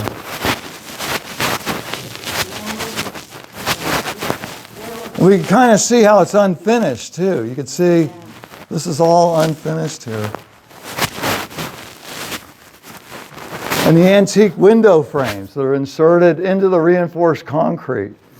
We can see that. That's what's going on here.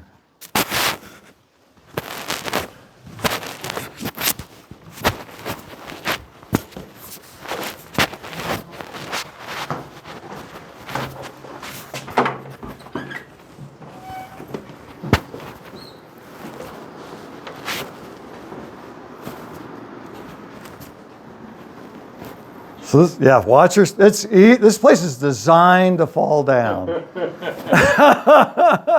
If you haven't fallen yet, you're outdoing the odds. So we'll close this door over here. I might be able to fulfill. There we go.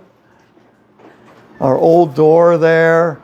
This is a room for single people to stay in.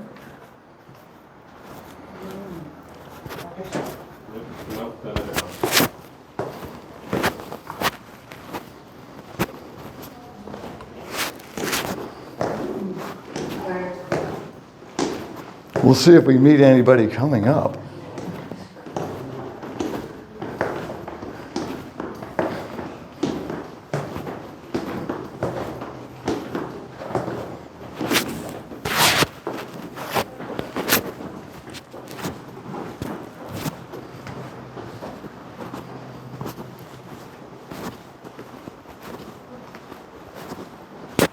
Coast is clear.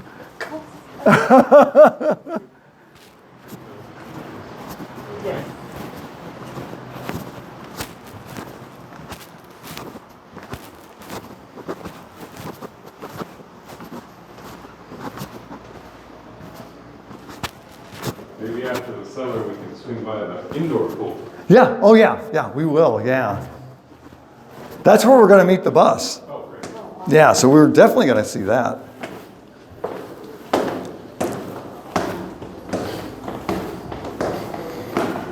We're heading down below.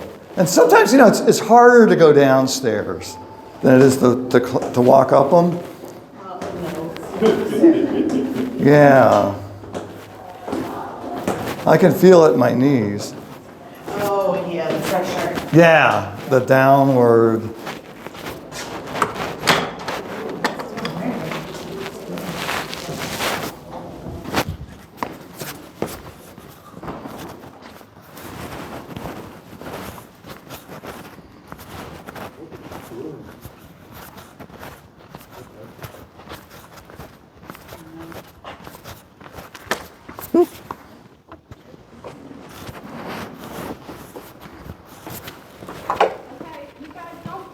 Okay, let's see. We close that door there. Let me close this door. Doop, doop, doop. Sometimes security people do.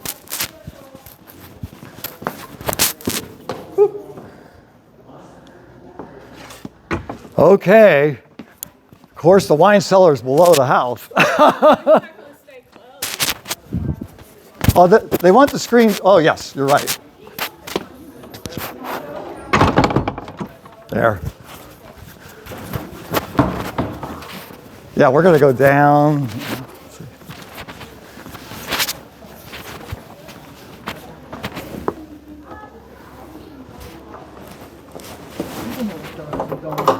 There we go.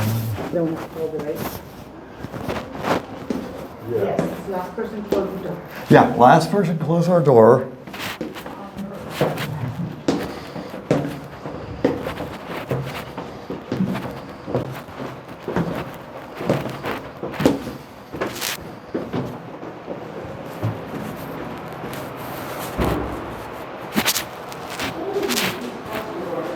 Yeah. Here we are. Yeah, there's a little tricky there with those steps. Here we are, the wine cellar. Yeah. Yeah. What a selection. So the story on the wine cellar is, well, in 1957 when we received the property as a donation, fully furnished, all the original carpets, clocks, his clothes, and everything. This is the one exception. We never received anything in this room. Oh. This belongs to the Hearst family. Yes, this still belongs to them. Yeah. And so we have kind of a gentleman's agreement with them. And we said, well, we're conducting tours and it's a museum. Could you, when you're finished consuming the contents of a bottle, could you bring it back? And we'll set it up right to be displayed. Right. And so, yeah. Those are all the empties. Yeah. From what I know, generally, I don't think we'll find any empties on our sides. We might find a few something with its contents right side up. I'm not sure. Is that the good stuff back there, or what's it? Well, those are the more of the less the hard liquors were kept back there. This is the Moselle over here. I can see that they enjoyed it quite a bit. So where's the 25,000? Right here, yeah. Yeah. So Moselle's right here. These guys here, the ones that are... Oh Yeah. my God. So these are empty here. These still have their contents Yeah. in here. These are French wines over here, 1924, 1926, and even earlier, 1878. Chateau Cheval.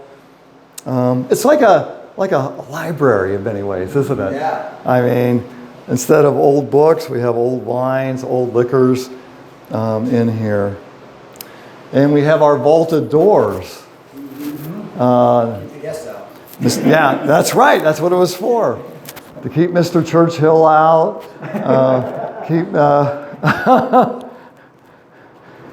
some of those Hollywood people that tended to drink way too much. But his girlfriend, Marion Davies, she had a drinking problem, a serious drinking problem, and it was quite embarrassing. But he was, William Randolph Hearst was, he didn't smoke. He enjoyed a nice German beer, but he didn't really like hard liquor. And he wanted the laws of the Prohibition modified. He said, let the people drink wine and beer. But, hard liquor, yes, I could understand that. And Joseph Kennedy was a good friend of his. And we do have stories. And I was looking at an interview with someone that worked for the Coast Guard back in the day. And in the middle of the night, that pier that we have out in San Simeon Bay, that there'd be night deliveries. And during this interview, the young cadet went to his boss in Santa Barbara. He says, well, there's something fishy going on. And he said, well, if you value your job, you're not going to bring it up. So, and that's the way it was back in those days with money. Yeah. And it was in 1931 that the Prohibition ended. So Mr. Hearst was entertaining people throughout the 20s, the roaring 20s here. And David Niven was a guest here, very early days. And I like to bring up his comment about the wine. He said, yes, they did serve expensive wine here, but it flowed like glue, in his opinion. And so, there was a lot of antics here, a lot of interesting, young Hollywood people, because you had Marion Davies, who was 33 years younger than Mr. Hearst, his girlfriend. And so she invited all her Hollywood friends up here, and of course they were young, as well as Harpo Marx. He got into the fur vaults. Mr. Hearst kept fur vaults here for the ladies for cocktail hour and dinner. And he said, I saw all those naked statues out there in the garden. They need clothes. And so he clothed them. They got expensive furs, and then it rained that night. Oh. Yeah. So that was a big problem. And William Randolph Hearst Jr., his son, one of 5 sons, went up in an airplane with Cary Grant. And they got sacks of flour and they bombed the castle. Oh. Just like, let's do that, let's do that. Mischief, Mr. Hearst's father was really upset, with those kinds of antics going on. So it was a lively crowd. He had to keep the lid on it somehow and still entertain people up here and not be overbearing with them. So let's go up. Let's see, how much time do we got here? Yeah, what do we want to do now? Well, I know we have to visit the pool, of course. And there's some good stories about that. And we can kind of just go up and see how things are. These vault doors, though, boy. I mean, there were only a couple people that had the combination on these. There's a set of vault doors on the other side of the house. Where do those go? Oh, that's actually the butler's pantry. Oh. That's where they stored and mixed the drinks they were going to mix. He was really serious about that.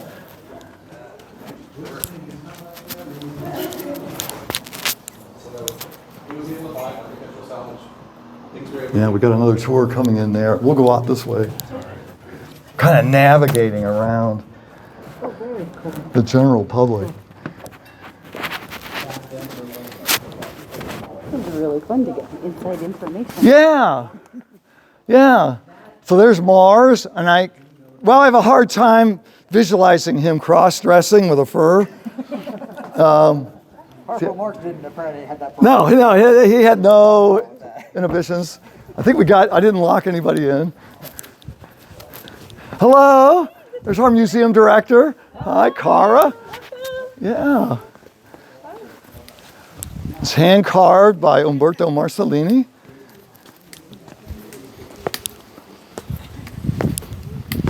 Hey, Craig. Hi. You know, in preserving these is a lot of work. They don't brush them, they don't scrape them because that would damage the marble, and so they use like a salve that suctions out the dirt, pulls it out. So sometimes when I was here, it looked like there was like some kind of fungus on the statue. I said, "What's going on with the statue?" And they said, "Well, it's drawn. We're pulling the dirt out of it." Wow. Without scraping it or interrupting the marble, without scratching it. How often do they have to do that? Well, we're near the ocean here, quite often. And they kind of rotate around the property, working on the various statues. Because another difficult part of our mission here is making it look like the way it was when Mr. Hearst was here. And he wasn't thinking preservation. So how do we make, like we're going to have this sarcophagus out here.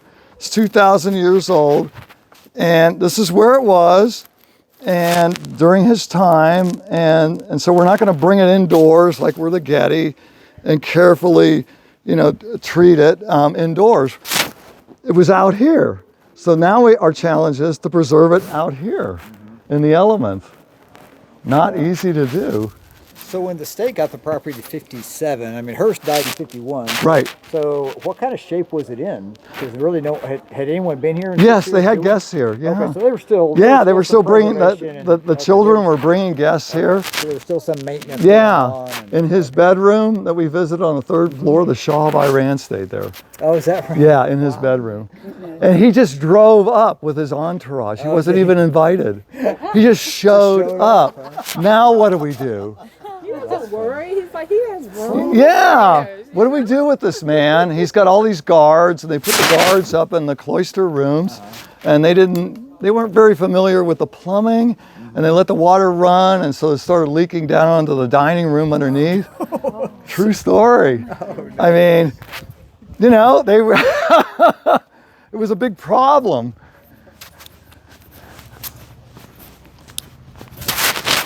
So let's see here.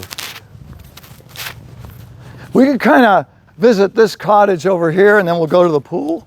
Okay. How about that?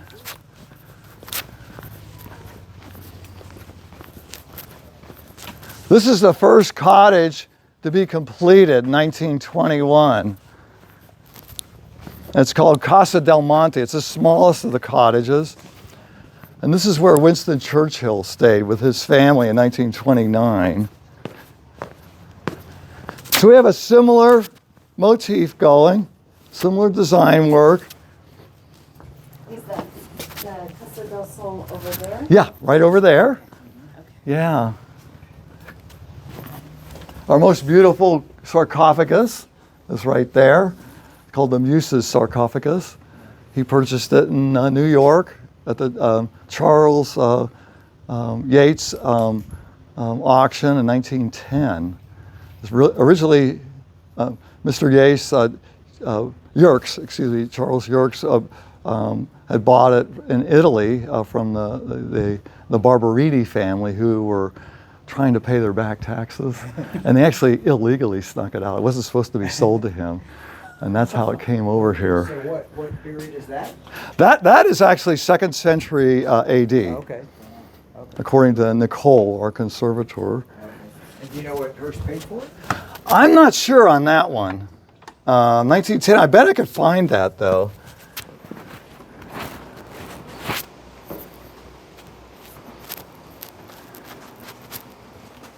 So this is the cottage, the first cottage that was completed for guests here.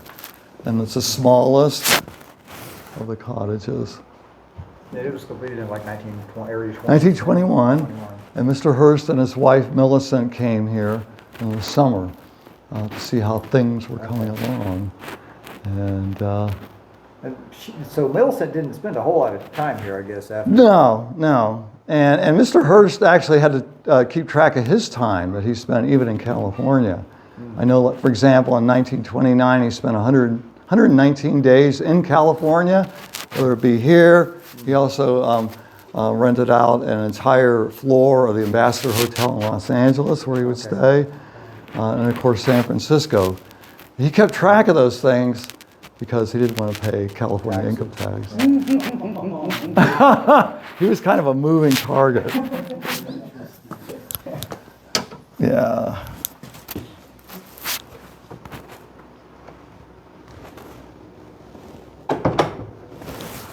Yeah, so this is the living room here. Very similar in setup, though, with your cottages.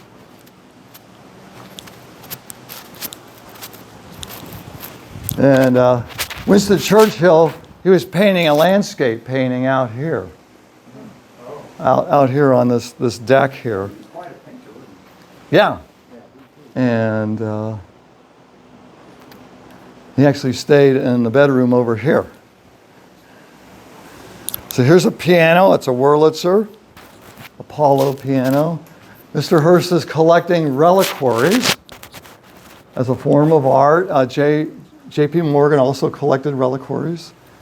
And many of his, the Morgan collection was donated to the New York Museum of Fine Arts and at the Met.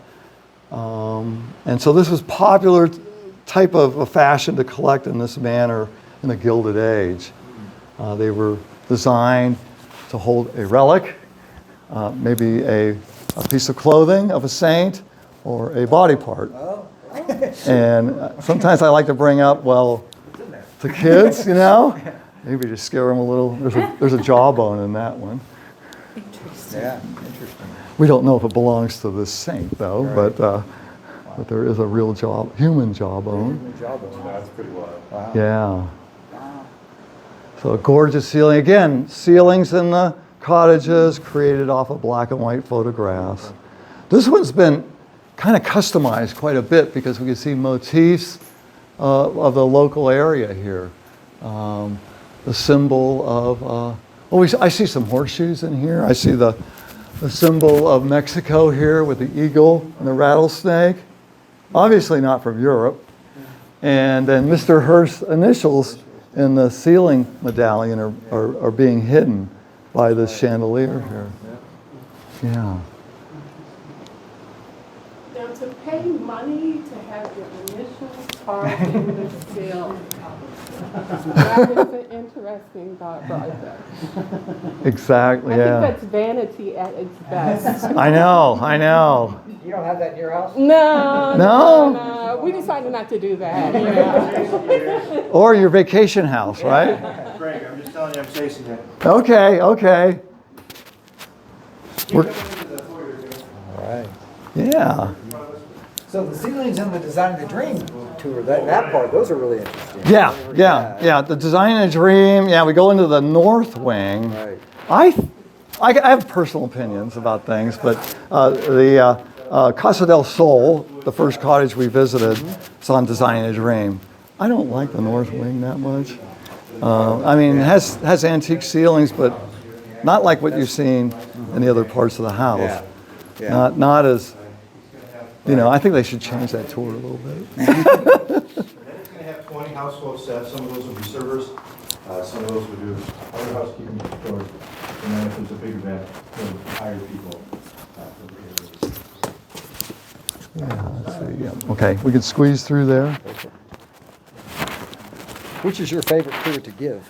Upstairs suites. Is it? Yeah, it's more personal. A lot of times the upstairs suites tour is like this. Has a handful of people. The grand rooms tour, I can have 60 people.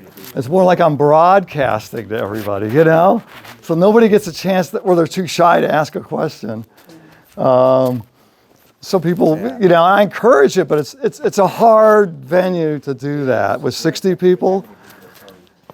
And I have to raise my voice and speak really loudly, spread my arms out like this, you know, to get people's attention, which is difficult to do with all the,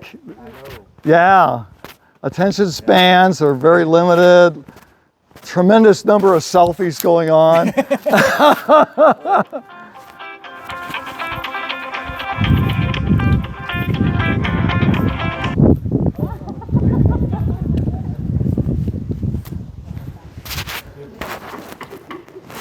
Hello, Denise. Hey, Chris. Hi, can I call you back? I'm on a tour right now. Oh, no problem. I was just checking in, so don't even worry about it. Yeah, okay. So, I think we got everything signed off yesterday. good, good. Fingers crossed. Yeah, you guys don't even worry about it. I just wanted to double check with everything. So you enjoy your work, and I will talk to you next week. Okay, thank you. Okay, thanks, Greg. Bye-bye. I'm arranging financing for my mother. Oh. Yeah, she's going to be 92 and wants to stay in her home. Where is she? In Paso Robles. Okay. So Cary Grant, he called this Lover's Lane. This is Lover's Lane. And I gave the Designing a Dream tour. I got to the very end of the tour. And this lady came up and approached me. And she said, I'm Cary Grant's daughter. Oh, wow. At the very end of the tour. That's amazing. Yeah, I know. And she showed me a pendant that was given to her dad by Mr. Hearst. Wow. So she wasn't on a semi-private tour like this.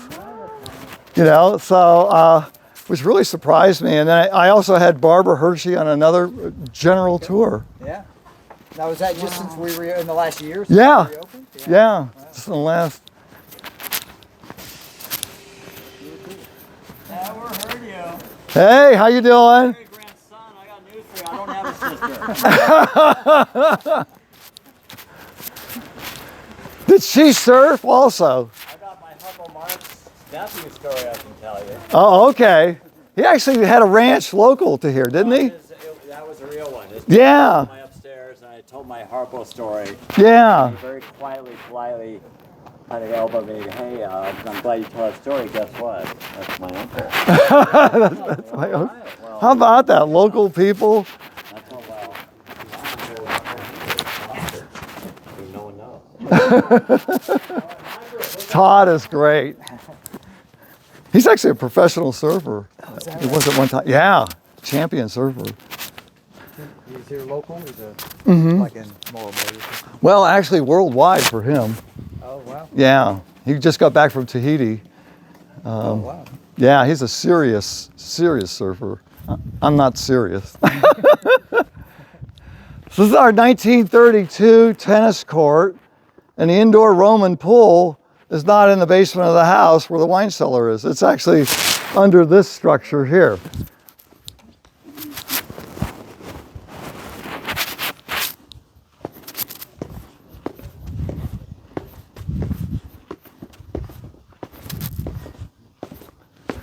And there's problems when you add a swimming pool where it's not supposed to be. There used to be a gymnasium down here. Oh, is that right? Yeah. When was the pool built? Well, they had a gymnasium here, and then Mr. Hearst wanted a second swimming pool put in. And Julia Morgan said, where are we going to put a second swimming pool? I want an indoor Roman pool, Roman style, like a mausoleum, styled after a mausoleum in Ravenna. She said, okay. Now, where do you want this structure? How about where the gymnasium is? We've already built the building, though, and it's made out of reinforced concrete. Doorways, as you can see, not conducive to bringing a steam shovel in. Yeah. We're on bedrock, actually. So this had to be all hand dug out. That's an evil laugh. Yes, 10 feet deep all the way across here. 10 feet deep, all hand dug out. Couldn't use dynamite either. It's bedrock. And so they did this. It has 205,000 gallons of water in it. And we have over 2 million tiles in this room. They were all handmade in Italy. These were all made by hand? Yes. Joseph Giaretta and several other Italian artisans were brought here. And they wanted it to look old. They wanted it to look antique. And so, in order to do that, before this dried, he talked to Julia Morgan. He said, we're going to pound with our fists. This is in his diary, and make these move. Okay, just to shift a little bit. Yeah, to make it look old. So are they boarding now? Are you boarding? Well, I have mine are on, but I got one in the restaurant. Oh, okay. Yeah, okay. And you have almost nobody on that tour, huh? It's the grand, yeah. I know. It's really small. So it Yeah. must be the calm before the storm? Maybe, yeah. It's going to get really busy on the weekend. We would think, but Yeah. I heard about the Iron Man last week. It's Yeah. It's really hard to... Okay, so I have your bus for you. Excellent. Yeah.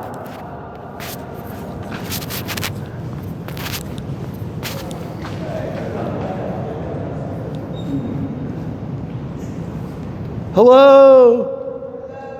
Yeah, so there's the alcove. This is the shallow part of the pool over here. Okay, so we're going to get on the bus now. I know it seems like time flied. I had fun. You know?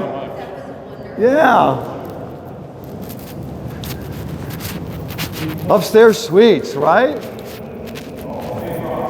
That's all 22, 24 karat gold down there. So is this. All made in Italy.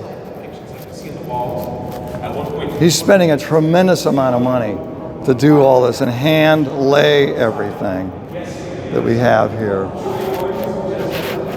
He actually converted this pool to be a salt pool at one time.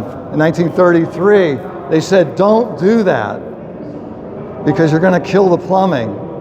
He said, he said, you're going to do it. They put 17 tons of salt in this pool. And that's exactly what happened. They killed the plumbing and the filtration system. And they didn't repair it until 1944. It was so much damage was done. Mr. Hearst and his ideas, right? Well, that's one that's certainly hit reality pretty hard.